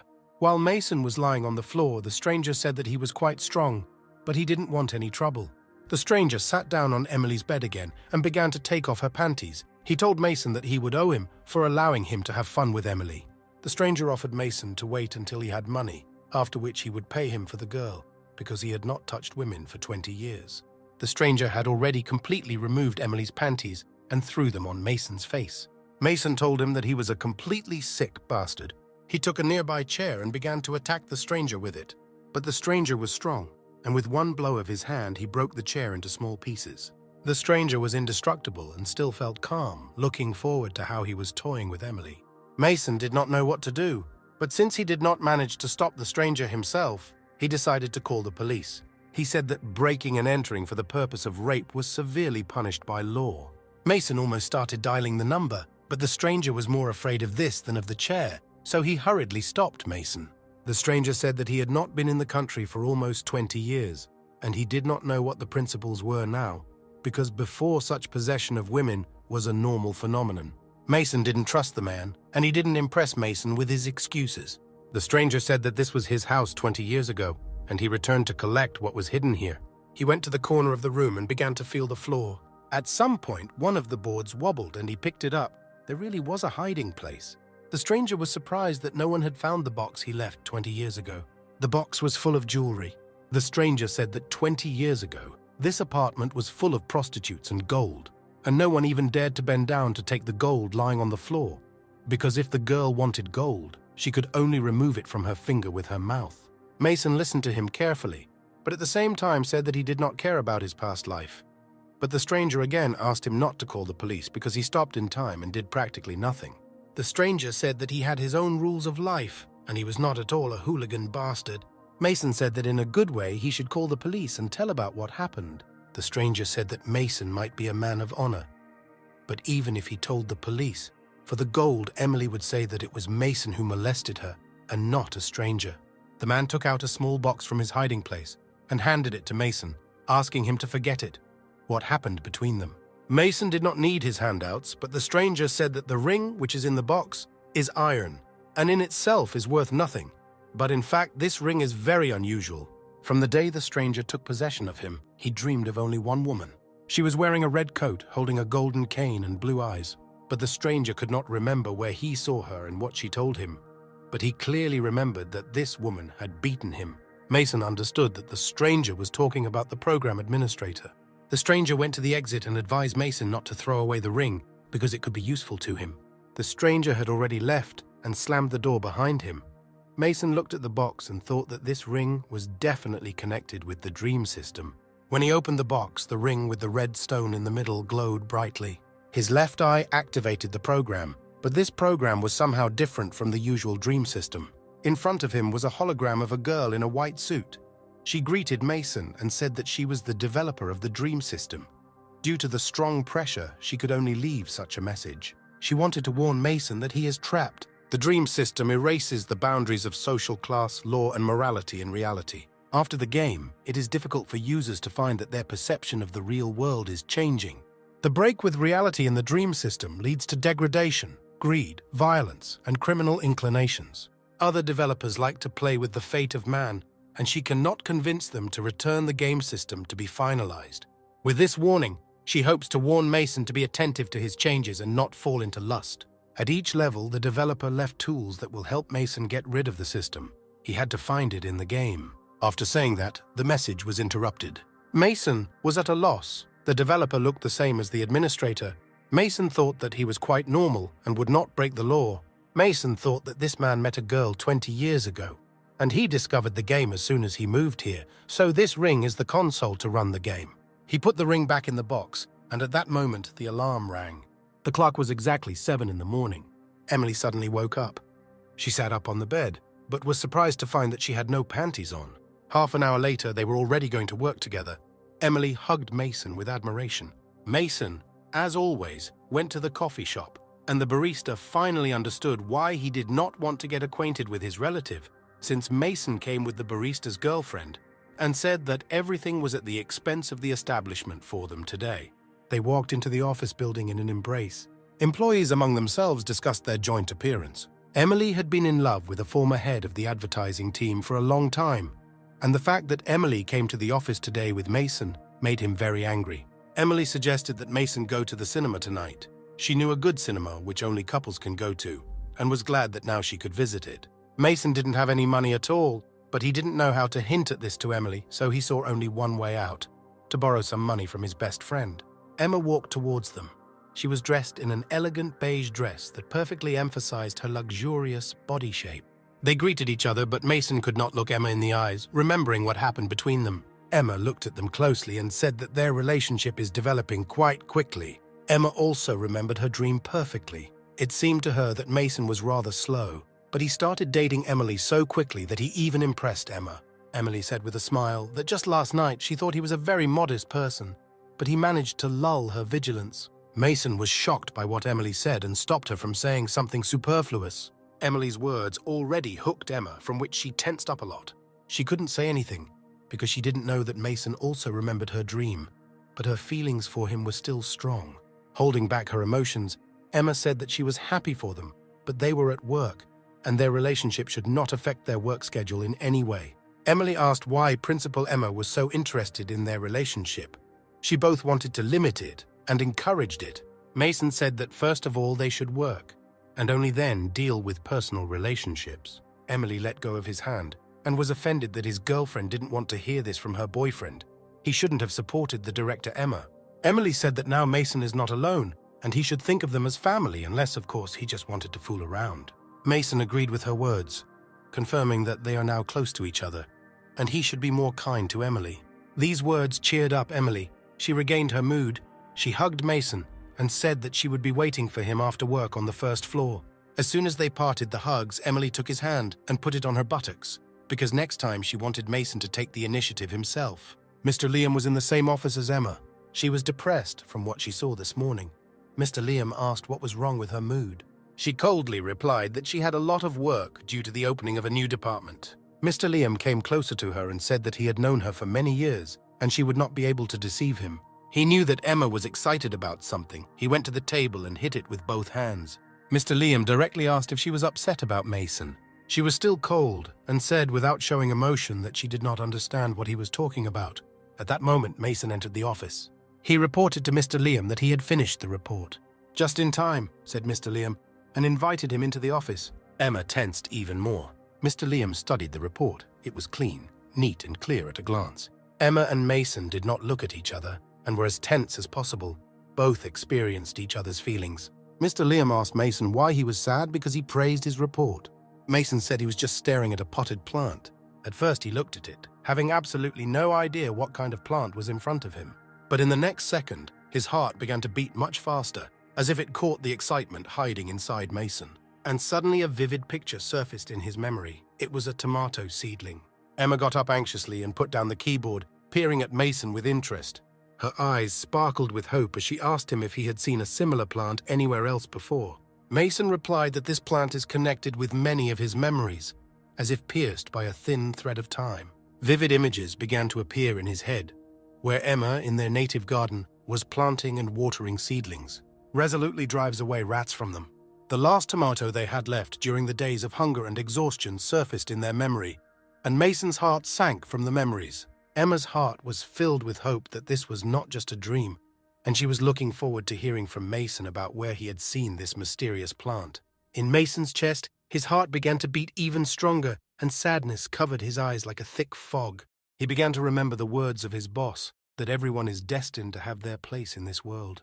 The words of the administrator of the game, who said that everything that happened to him was just an illusion. Mason remembered the words of the game developer, who warned him not to confuse reality with the game. He remembered Emily, who looked hopefully into his eyes and said that they were now a real family. Mason faced a difficult choice. Doubts and fear filled his soul. He could already throw himself into the arms of Emma, who with hope in her eyes was waiting for this. Despite the social status Mr. Liam, other employees who would simply not understand his behavior. For all the time spent in this virtual reality, Mason fell in love with Emma with all his being. Although he did not remember everything that happened to them, but his soul and body could not be deceived or deprived of memory. Everything around froze in anticipation of Mason's answer, as if with bated breath. The flames of fear and confusion melted his heart, drenching his face in beads of sweat as Mason struggled to articulate what was churning in his soul. Mason lowered his head and forced out that it was a plant he had often seen as a child, when he lived in his hometown. Mr. Liam looked at Mason in disbelief, seeing his agitation, and said that judging by his emotions, this plant, which is connected to Mason's past, hides something much deeper and more meaningful. Mason tried to break the tension and quickly defended himself, claiming that it was impossible to hide any secrets behind ordinary tomatoes. Looking at Emma, Liam noticed that she was also tense, although she was trying to hide her emotions, and he asked her why she was even growing tomatoes in the office. Emma was confused and didn't know how to answer correctly, and various options flashed through her mind as she tried to find the words. But Emma was adept at handling difficult situations, and she smiled, saying that she just messed up the seeds and didn't pay attention to the plant until it grew so big. Mr. Liam laughed, and Mason was relieved that he had done the right thing, because no one suspected that he was the only one who remembered this dream. Mr. Liam was reassured by the report, and although Mason was enjoying his work, his mental turmoil still weighed heavily on him.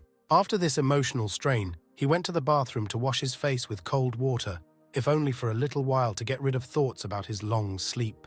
Liam also came out of Emma's office, and her face was now clearly showing real emotions. Tears trickled down Emma's cheeks, and she thought about how hard it was to hide her emotions, but she knew that if she didn't hold back, no one would understand and accept this situation. Mason turned off the faucet and pondered, realizing that the game developer was right, and he had fallen into a trap from which it would be difficult for him to get out. You could do anything you wanted in the game, and he wondered what would happen to him if he got used to killing, hunting, or even having Emma around, and how would it affect his real life? As he buttoned up the top button of his shirt, Mason reflected on his situation. Since he was only a junior employee of the company, and she was the daughter of the director himself, the probability of their meeting in the future seemed extremely small. Emma glanced at the sprouting tomatoes and realized that the dreams they shared seemed so real, as if they'd lived their entire lives together. But they were just dreams, and she should forget about them. Both of them knew that everything that had happened to them was just a fantasy, a dream that was better not to remember. But neither of them knew that this dream was one for both of them. It was dusk, and the shadow of the office building swallowed up employees heading home to various parts of the city. Mason had a deep-seated feeling that he had found something special with Emily by his side, and he turned to his friend James in embarrassment and asked for a loan of some money. Like magic, Emily was waiting for him outside the office, and her presence filled Mason with warmth and joy. As the elevator slowly descended, Mason considered the idea of spending the first part of the evening eating dinner, then going to the movies and immersing himself in a world of fantastic adventures. As Mason stepped outside, his eyes went to Emily, but they were interrupted by the sight of a scene that immediately narrowed his heart. Emily talking to a former advertising executive whose desire to win her attention had been traced back over the years. She was clearly trying to avoid him, trying to stop the conversation, but he was insistent on continuing. Mason approached them with a sense of unease, caught up in curiosity, and asked what was going on here. Immediately he turned to Emily, worried about whether this young man was molesting her. Her head bowed, and she confessed that he just wanted to talk. The former boss intervened, uttering words laced with mockery, warning Emily not to get involved with a liar and hypocrite like Mason.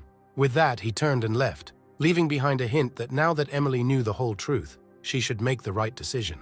The negative impression of these words pierced Emily's heart, and she was depressed on the verge of breaking down.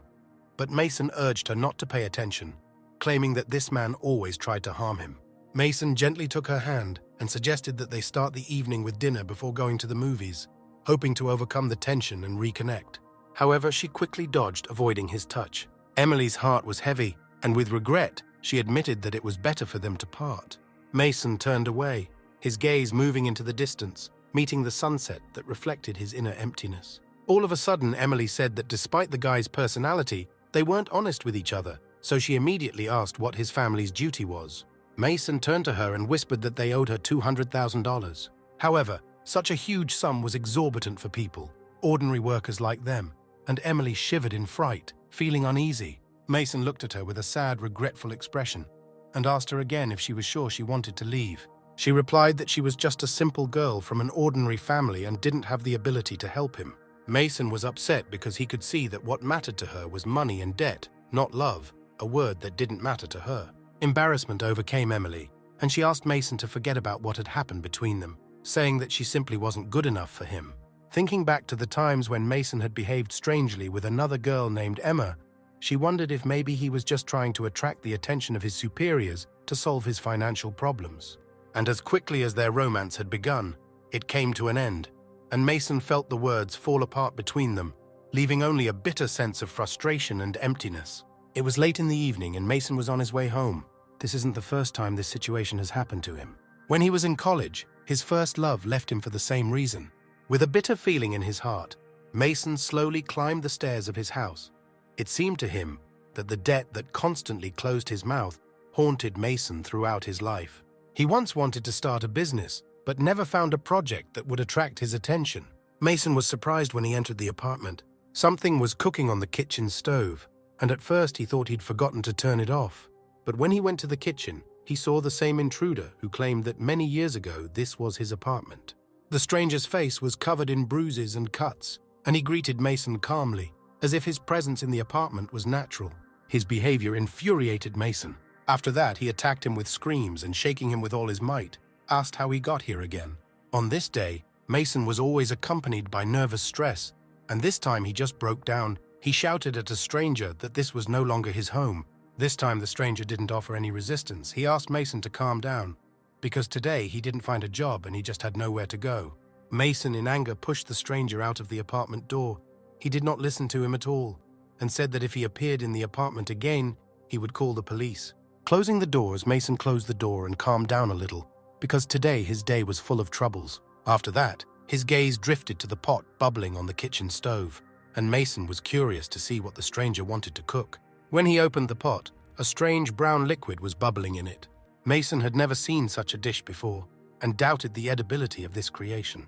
A few minutes later, the apartment door opened again from the inside. Mason turned to the stranger with an incredibly pleased face. He asked the stranger to come inside for a moment. A frustrated stranger sitting on the landing was surprised by Mason's behavior. Mason beckoned the stranger over to the pot of food. When the stranger approached, Mason simply shouted with delight in the prepared dish. They both calmed down a little. Mason said that with such skills he could easily get a job in any restaurant. The stranger looked at Mason with a smile, finally introduced himself. His name was Logan, and also said that he had spent most of his life in prison. Logan spent the whole day looking for a job, but because he doesn't understand smartphones, resumes, and of course because of his criminal record, no one wants to take him.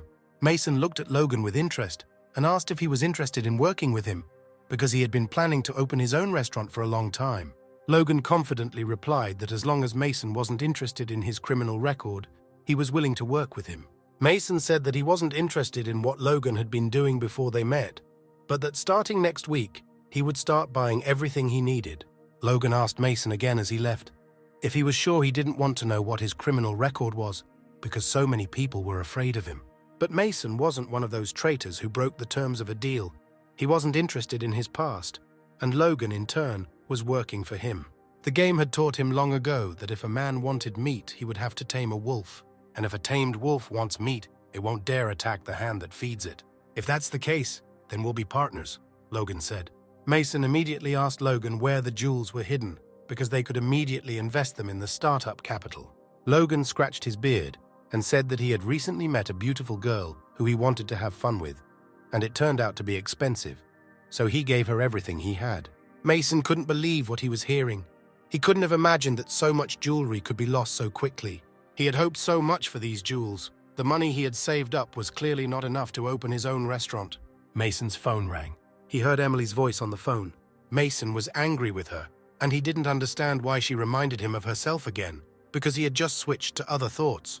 Her voice was shaky, and she apologized to Mason for saying too much today. Mason did not want to listen to her pathetic excuses and asked her to quickly end the conversation, because he was no longer interested in communicating with her. Emily had said that she wanted to help him, that she had found a way to make money quickly, but Mason wasn't ready to hear that. Meanwhile, at the company's office, Mr. Liam was in Emma's office. He said that he was very happy with the new employee Mason because he gave him a whole week's work, and he did everything in one day and very well. Liam now calmly said that he was wrong about Emma and Mason having feelings because Mason was a really talented employee. Emma asked him not to suspect her, not to think that he knew everything about her, or she should remind him how many secretaries she had already fired. At the same time, a receptionist carefully entered the office and warned Mr. Liam that the car was waiting for him downstairs. You'll remember a ray of sunshine. Emma, as usual, didn't like Liam's new secretary, and neither did their ongoing sexual relationship. Liam turned to Emma and told her that they had agreed not to interfere in each other's personal lives, so she didn't have to worry about his secretaries. Mason was walking through the city at night to meet Emily. He was very uncomfortable, and he didn't understand how he could have believed her so quickly about making a quick living. Finally, he found Emily standing in the street with her friends, the fat one named Becca and the skinny one named Barbara. Mason immediately noticed their extravagant appearance and asked why they were dressed like this. Barbara immediately explained that clothing attracts the attention of viewers, and the more viewers on the stream, the more profit they will receive. Mason immediately asked if he needed to dress like this and what he needed to do, to which Barbara replied that his clothes were already ready and his main task would be throwing darts. Emily added that they already have 2,000 subscribers, and the income from the stream will be divided equally. Mason needed the money, was willing to do anything for the money, and was already changing into the clothes that had been prepared for him.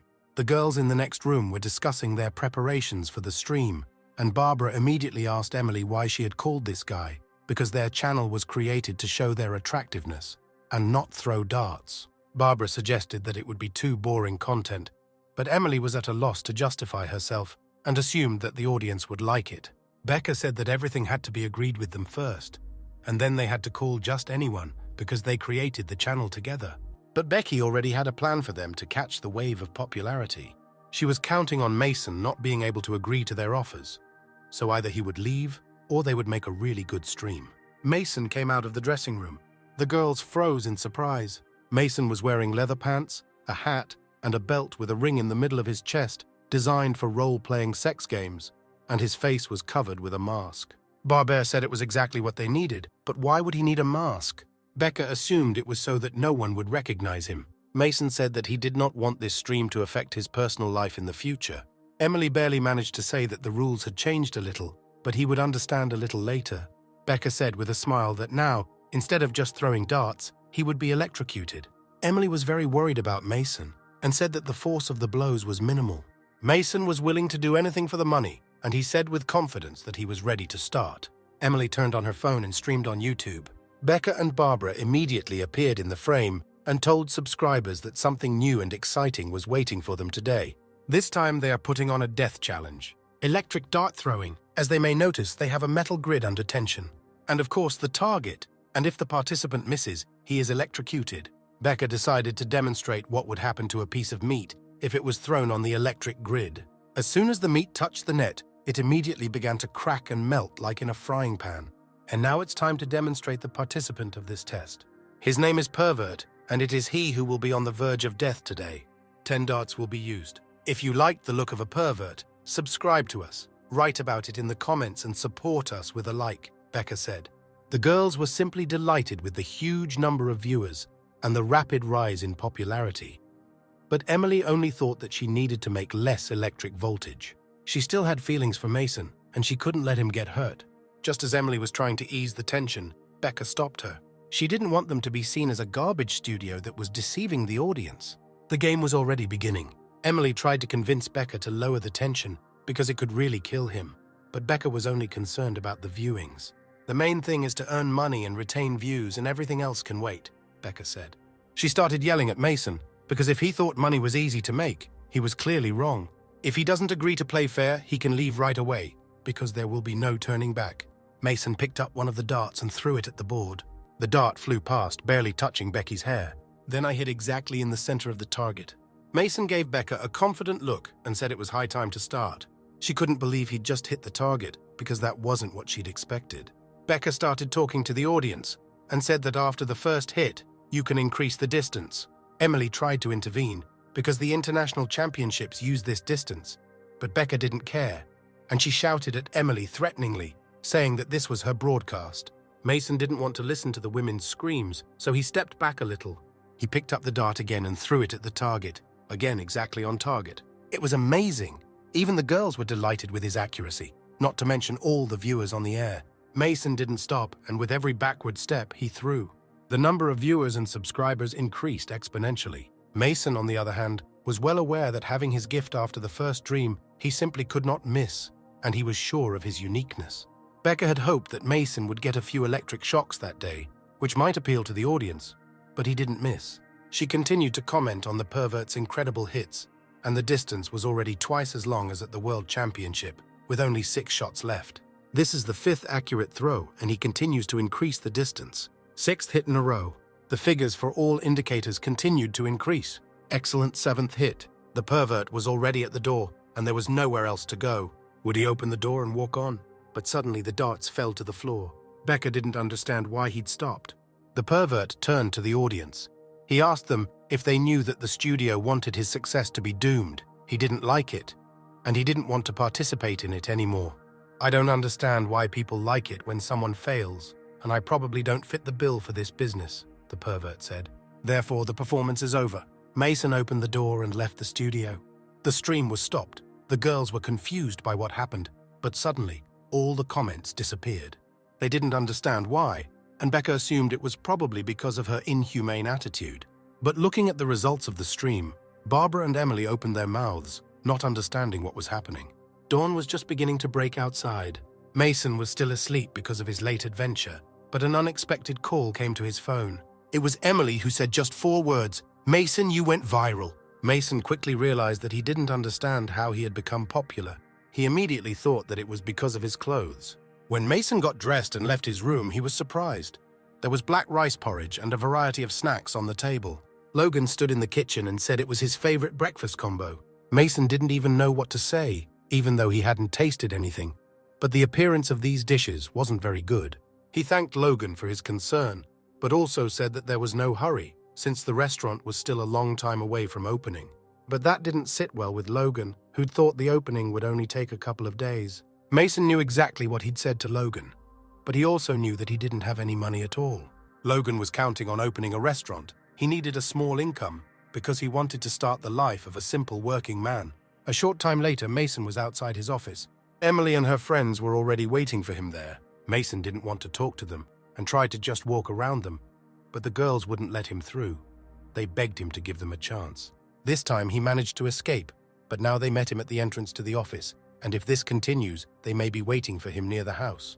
When Mason was already in the office, one of his partners told him that Mr. Liam was waiting for him in his office. Mason asked why Liam was calling him, to which his partner replied that Liam was interested in the guy in the YouTube video YouTube. His partner showed him the phone, and Mason saw himself in the preview. Mason couldn't believe his eyes. Did this video spread so much? Wasn't this guy called a pervert? Mason asked. My partner said that the guy in the video made 7 accurate hits yesterday. so they gave him the nickname Seven.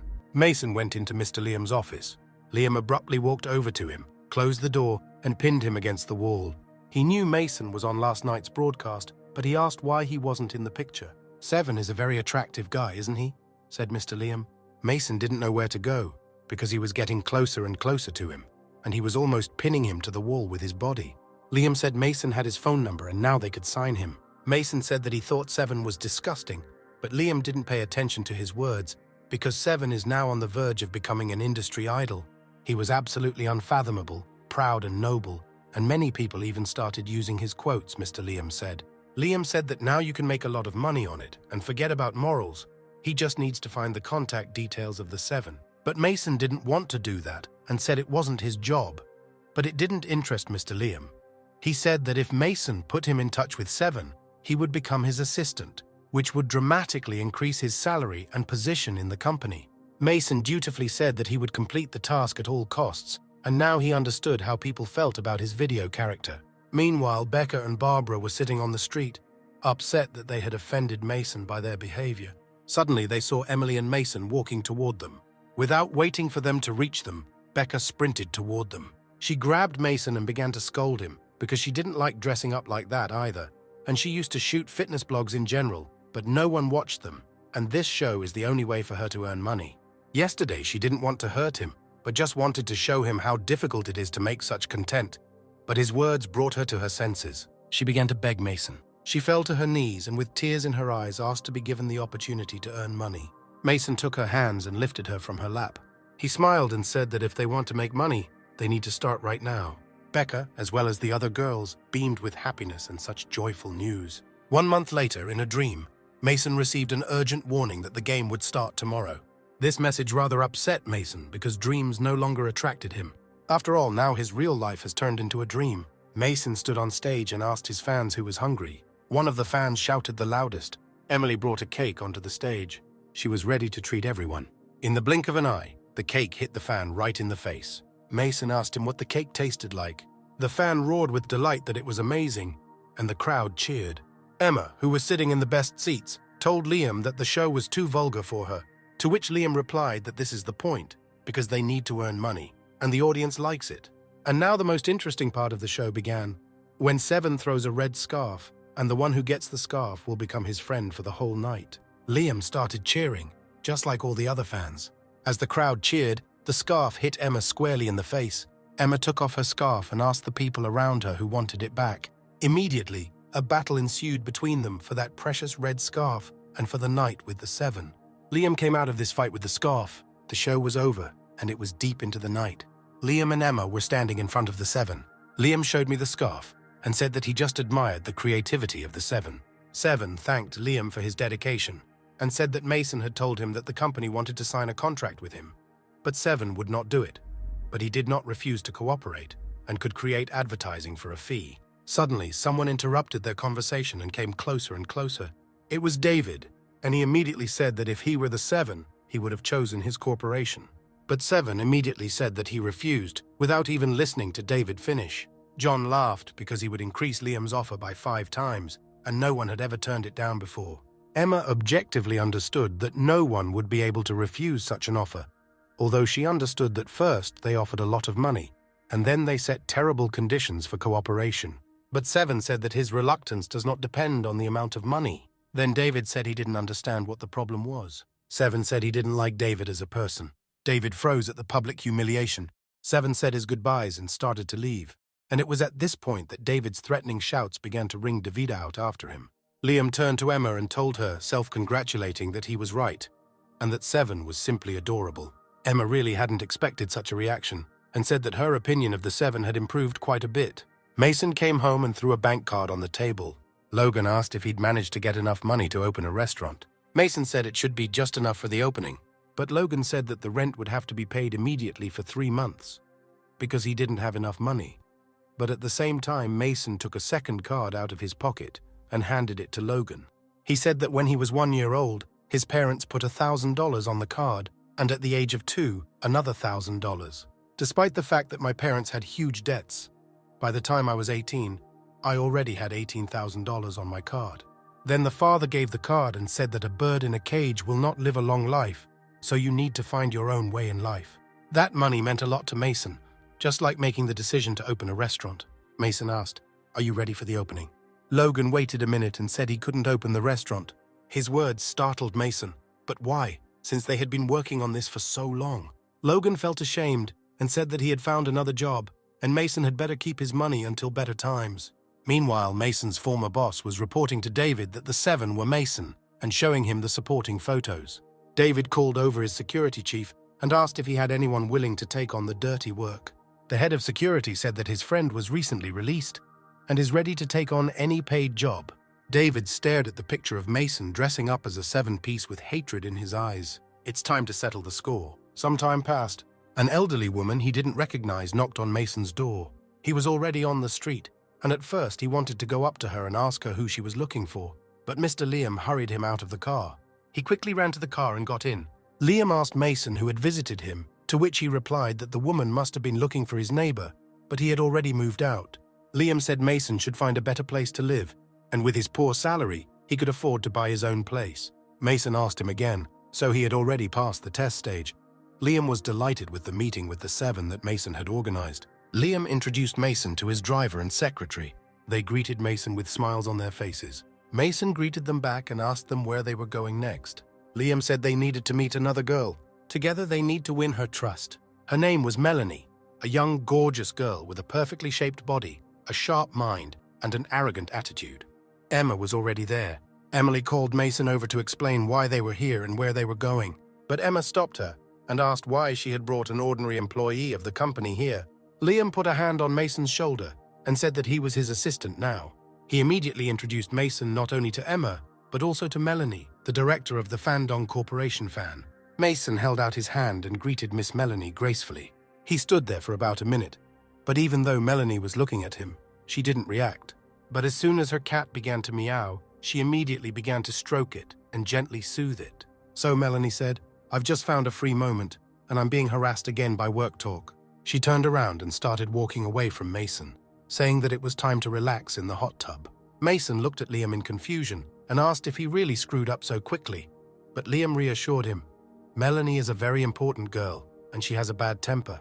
Liam explained that Melanie owns the largest electronics company, and she knows perfectly well that they need her, so she deliberately inflates the price. Liam was very worried about this deal, because if he didn't manage to complete it, then he was risking his place. After all, if he loses his place in the company, then he may never see Emma again, who is so important to him.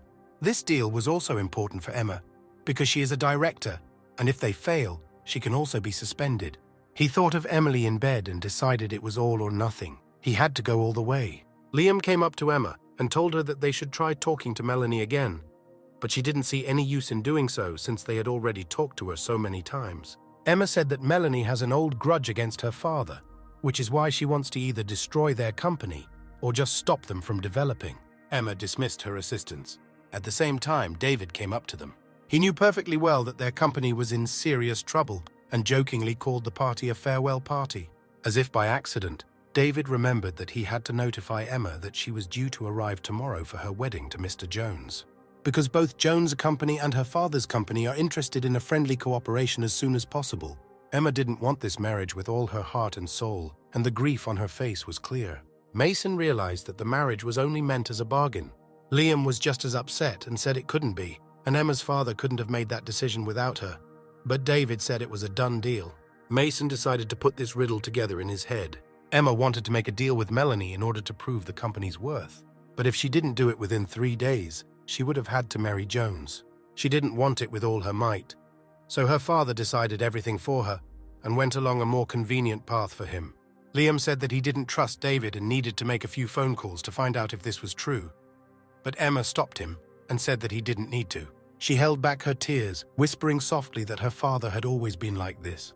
He constantly ruled her life, determined her fate. Liam could see that even though Emma was holding back her emotions, the urge to vent was getting stronger. So he told Mason that it was time for him to go to his apartment and Emma to have a good rest. David was just happy, and he didn't even hide his laughter. Now Emma was forced to marry this old invalid Jones, who couldn't even stand up, and she wondered how they would spend their wedding night. Mason watched them go, thinking only that this was not a fate Emma deserved. He turned slowly, glaring at David, his eyes glittering with rage. Suddenly, the shrill ringing of his phone broke into his silence, breaking the peace of his surroundings. Barbara's voice, coming out of the receiver, was filled with horror and frustration, as if a troubled soul was fluttering in it.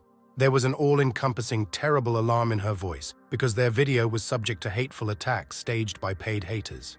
Barbara was panic-stricken, not knowing what to do in this grim situation, and Honor suggested suing these scoundrels. But Mason warned that in an open trial, his own identity would be revealed. Barbara, as if drowning in a sea of doubts, decided to consult with Becca and Emily to find a way out of this difficult situation, after which she promised to let Mason know what decision they would make. David, a devious and vicious man who was well aware of Mason's secrets, knew that the haters' attack was just the beginning of a big battle. When David said goodbye to Sevenoy, he made it clear to Mason that his true identity was clearly reflected in his exposure. Time passed slowly, and Mason, wrapped in a bathrobe, sat by the pool, lost in thought about how to act at this moment. He knew that David had discovered his secret, and now it was time to be as careful as a tiger lurking in the depths of a dense jungle. Waiting for a call from Barbara was almost too much for him, and he didn't know how Emma was handling this situation. Unable to wait any longer, Mason decided that the moment had come for him to act decisively, but he couldn't wait any longer and decided to go to Miss Melanie to make a deal that would be his salvation. A manly figure stepped out of the dark shadows, moving slowly toward Mason, as if the night wind brought unpredictability with it. That silhouette was Logan, causing Mason to wonder why he was here, what had brought him here. Logan glanced at Mason and said without emotion that he was just doing his job like an insensitive machine with no will of its own. After apologizing to Mason, Logan pulled out the knife and warned him that this was just a routine, something common in his professional life. With a quick, hard movement of his hand, Logan slashed Mason's throat, and Mason fell like a doll into the pool, lost in a world of darkness and merciless blood. As the air drained from his body, Mason slowly sank into the depths of the water, which became more and more saturated with his life force, turning into a grim carnival of blood. A hand came down to help, trying to pull Mason out of the deadly grip of the water. The last thing Mason caught in his bleary eyes was Miss Melanie, the image of her frantic terror trying to save him frozen in his mind. Avatar loading has started.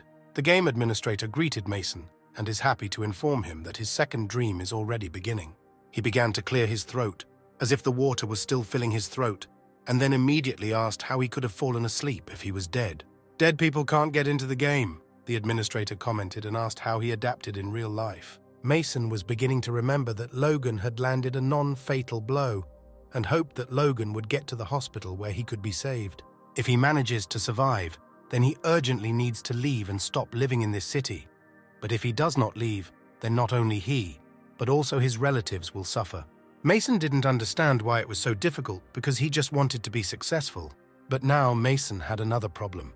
He was standing in front of an open portal to a dream called Invasion of the Beasts. Since there was no turning back, he would fight to the end. But the administrator stopped him because Invasion of Beasts is an extremely difficult level, and without auxiliary things, he can die in the blink of an eye. Mason said that it didn't matter anymore. He decided that he would train his fighting skills non-stop in this world. And if someone wants to stop him, then he will have to try very hard. Mason was walking through a door that gave off a strong, bright glow. Dive into a virtual dream called Animal Invasion. Players will take on the role of miraculously surviving soldiers who must explore the world, fight monsters, and survive. Mason carefully examined his equipment and was very surprised because already at the initial stage he had a bulletproof vest and a pistol. How difficult this level is. Drops of thick blood began to fall heavily from above, drenching Mason with frightening regularity. Suddenly, a huge gorilla appeared in front of him, its green fur shining against its glowing eyes, and in its mouth the remains of a soldier like Mason continued to chew. Clearly, displeasure permeated the air, and the gorilla looked at Mason and expressed its fierce dissatisfaction. Chunks of the soldier's legs flew out of its mouth, falling right in front of Mason, creating an eerie sight. It was at this point that Mason realized that his combat gear wouldn't help him much in this situation. The gorilla gave him no time to think and charged, forcing Mason to run because there was no other way out. He took refuge in a dilapidated building in a panic, tempted by a fear that made him tremble at every step. The gorilla easily knocked out the wall with one punch, continuing its relentless chase. Mason reached for his gun, but he wondered if it would help him in this hopeless situation. If Mason had been an experienced assassin, he might have been able to find a way out of this hopeless trap. The gorilla, approaching on all fours, felt closer and closer, like an impenetrable darkness, blotting out light and hope. And suddenly she was charging at Mason, all her rage and bloodlust. Mason instantly grabbed a nearby metal pole and slammed it into the wall behind him, preparing to fight the approaching monster. The gorilla advanced relentlessly, destroying everything in its path like a deadly tornado about to devour all life. Mason thought it might just break through the walls. The wreckage would simply crush him, giving him no chance at all. But Mason's plan worked surprisingly well. Snob leaned heavily on the wall and broke through the next barrier, which was broken by the gorilla. It accurately sank into her eye, eliciting an instant reaction of pain and a bloodthirsty growl. The gorilla stopped abruptly and then suddenly ran away, leaving Mason sitting in the blood of the fallen soldier, drenched in blood and stunned by the events. Mason, covered in a layer of blood, remained under the rubble, afraid to even move, because every movement could cause a new danger. After waiting for a few moments and making sure that the gorilla was no longer around, he slowly began to free himself from the rubble, trying to get out of this deadly trap. This dream turned out to be quite different from the previous one. Here, the key to survival was constant movement and steady improvement, constant striving for a better version of yourself.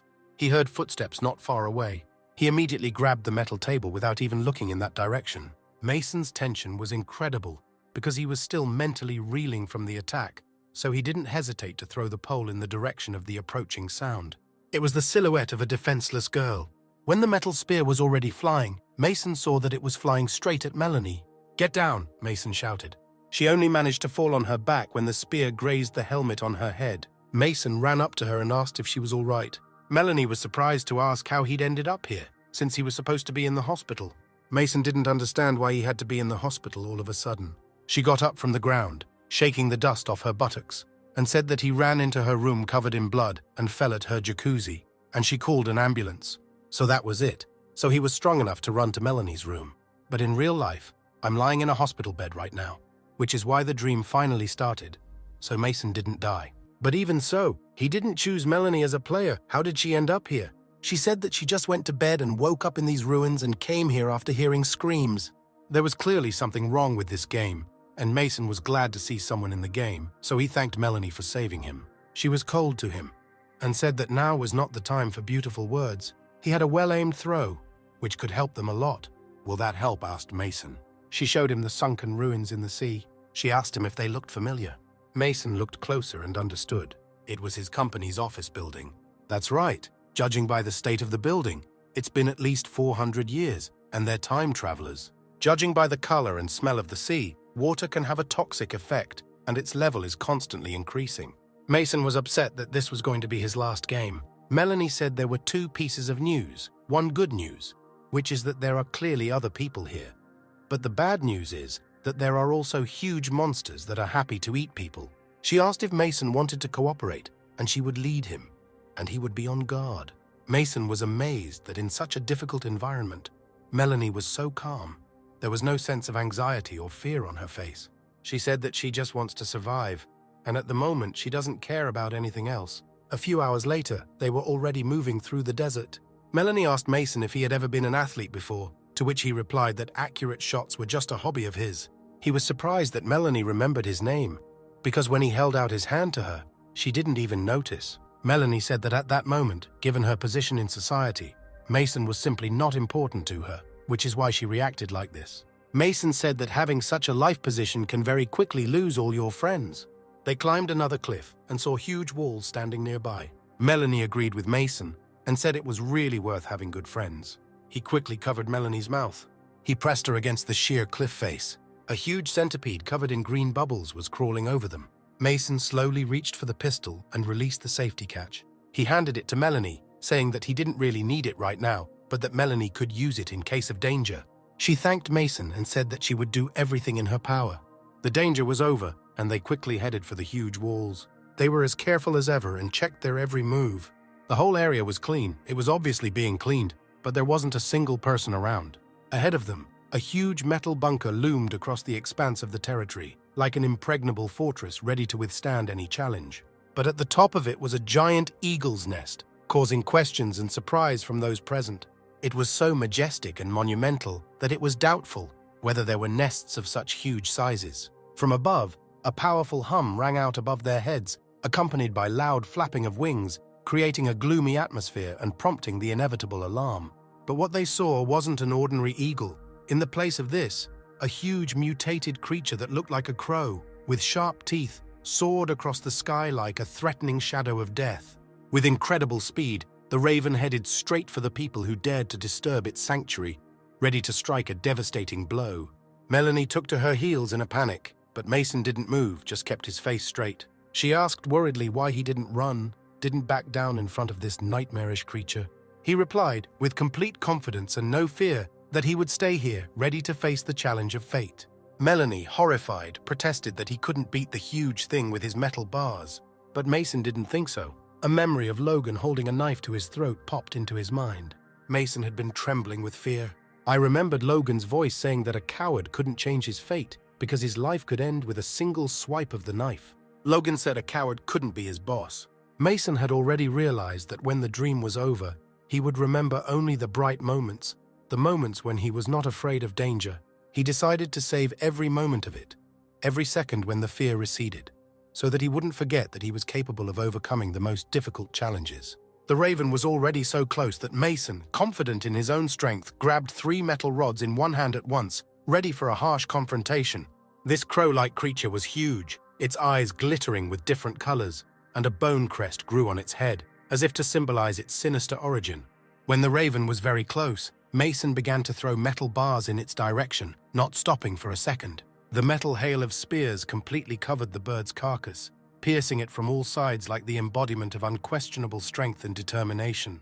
Feathers and green blood filled the air, creating a strange dance of eerie images. Melanie, in a state of utter bewilderment, could not believe her eyes that such a thing was even possible. In the end, the raven, after making a huge peak fall, fell to the ground, no longer posing a threat. Mason finally exhaled from the depths of his soul, feeling the tension begin to ease. But then something strange happened. The green blood of the monster that had landed on its body began to slowly burn its skin and let out a thin smoke. Mason fell to his knees in agony and let out an involuntary, high-pitched scream. Melanie, without hesitation, rushed to his side, eager to help and ease his suffering. But the liquid that covered Mason's body was caustic and dangerous, and Ona immediately realized that any contact with it would cause her the same pain and suffering. Mason continued to scream in pain, his voice piercing the air and sounding like a final cry of despair. Suddenly, the bunker's gate turned green, and then it began to slowly open, as if obeying an unknown force. From inside, a robot rode out on one wheel, exclaiming that a wounded man had been found on the base's territory, and emergency care is activated. The robot was moving at full speed, rushing forward to help Mason until its charge ran out. He plunged the hypodermic needle into Mason with confidence. He injected it with an incomprehensible blue liquid that instantly spread through his body. Mason was still in excruciating pain, and his body was convulsing violently, as if he were fighting something stronger than himself. The robot reported a low battery and slowly began to shut down, leaving Mason alone with the fading light and uncertainty. Mason fell to the ground unconscious. The robot passed out, and only Melanie had to deal with the situation further. A few minutes later, Melanie carried Mason and the robot into the bunker. Mason began to recover, which surprised Melanie, because his injuries were almost incompatible with life. Mason struggled to his feet, and his hair had grown into 4 horns, but that didn't bother him as much as he was still alive. Melanie said that this robot from the bunker saved him by injecting medicine into him, and after that, all the wounds quickly healed. Perhaps the robot will be able to tell you more about this meta in more detail. All you need to do is charge it. The robot glowed red, power was restored, and a huge contaminated area was discovered. The robot immediately drove to the territory. The robot's head opened as it approached the raven carcass lying on the street. He bent down and began to emit a huge pillar of fire directly at the raven. Melanie said that the robot was referring to cleaning the beast's corpse. Apparently, the manufacturing technology of such a robot is very advanced. Perhaps they will need a code word to activate it. The robot had numbers on it. The robot was still emitting a huge column of fire, and Melanie said the numbers. He stopped immediately and turned to Melanie, saying, "The home robot has received instructions. The maintenance process is complete. The artificial intelligence system is activated." Summing up, the system worked for 1,130 days. There were 363 collisions with hostile creatures. 45 tons of waste were recycled. There is 672 damages, and a complete repair is required. Mason and Melanie realized that the people at this base had been gone for several years. The robot greeted them and said that it must have been abandoned because it wasn't doing its job properly. But he was still cleaning the base properly.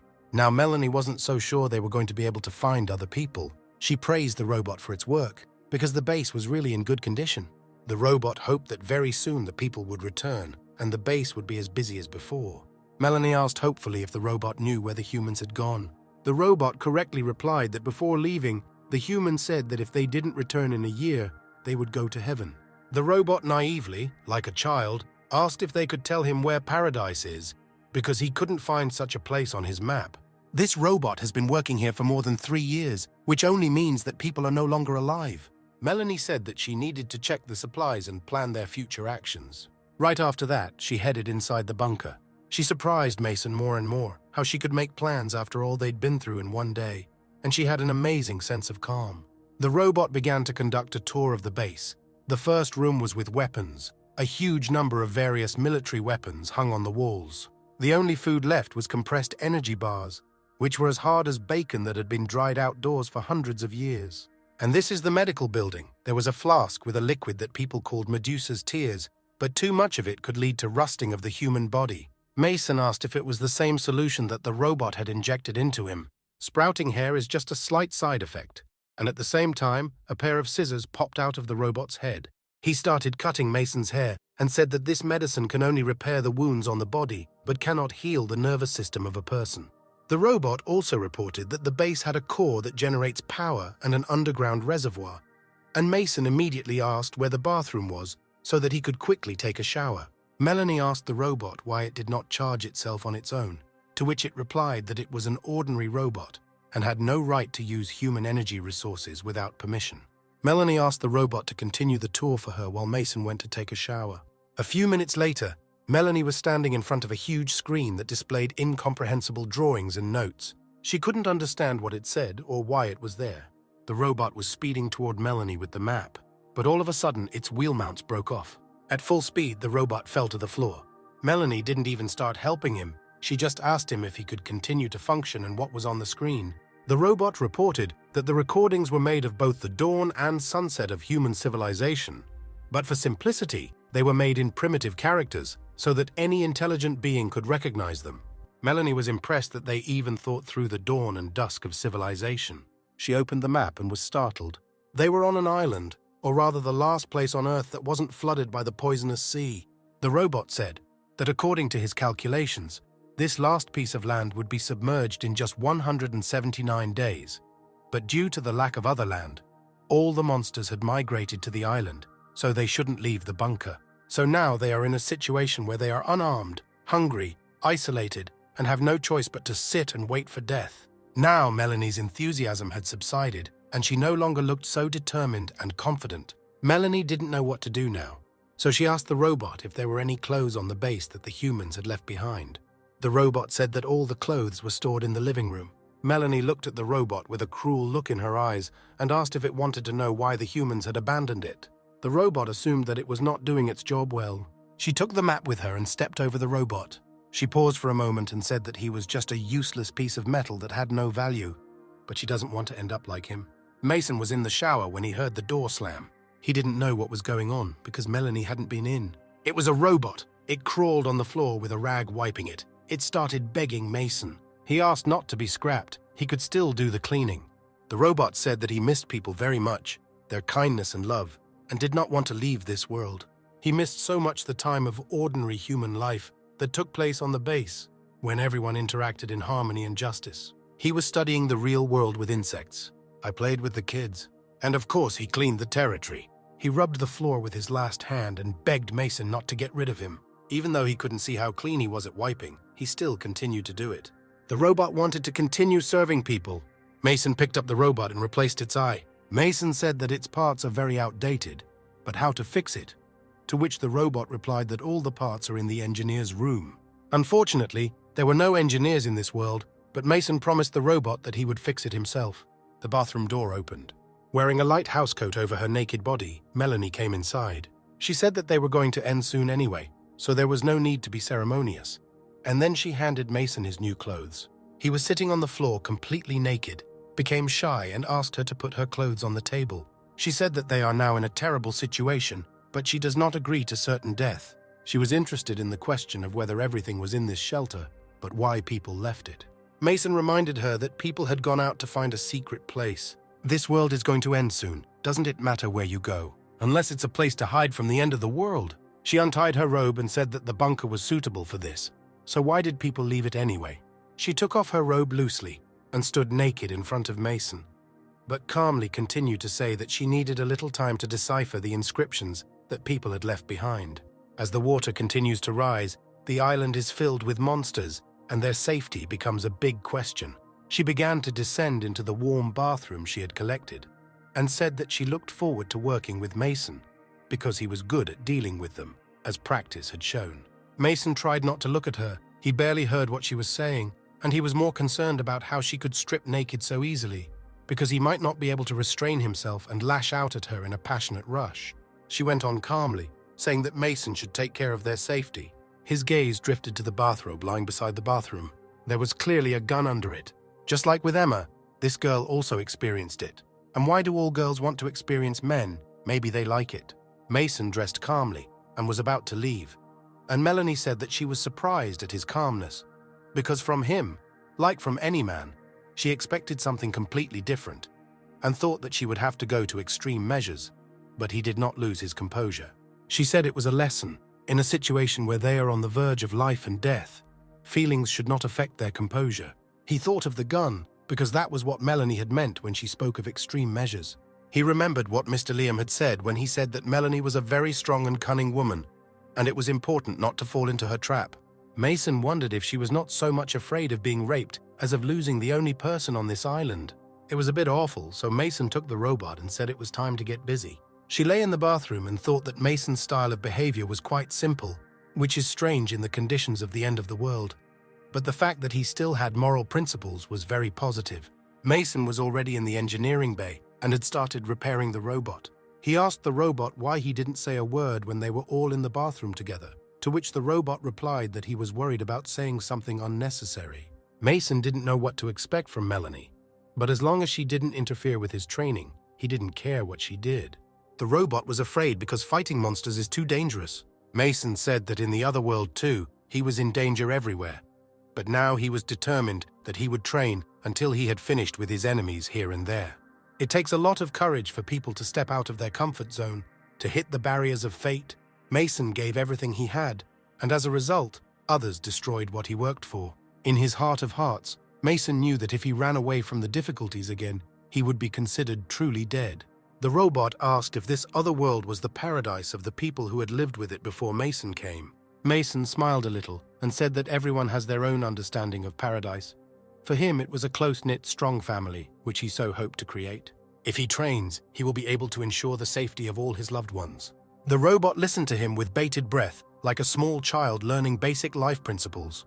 When Mason finished speaking, the robot didn't hesitate to ask if there was anything it could do to help Mason. "Of course you can help," Mason said, "because if he fights monsters, he will definitely get injured, and the robot's treatment will be very useful to him." The second day came. Melanie was eating an energy bar, and she said that she liked the new robot image perfectly.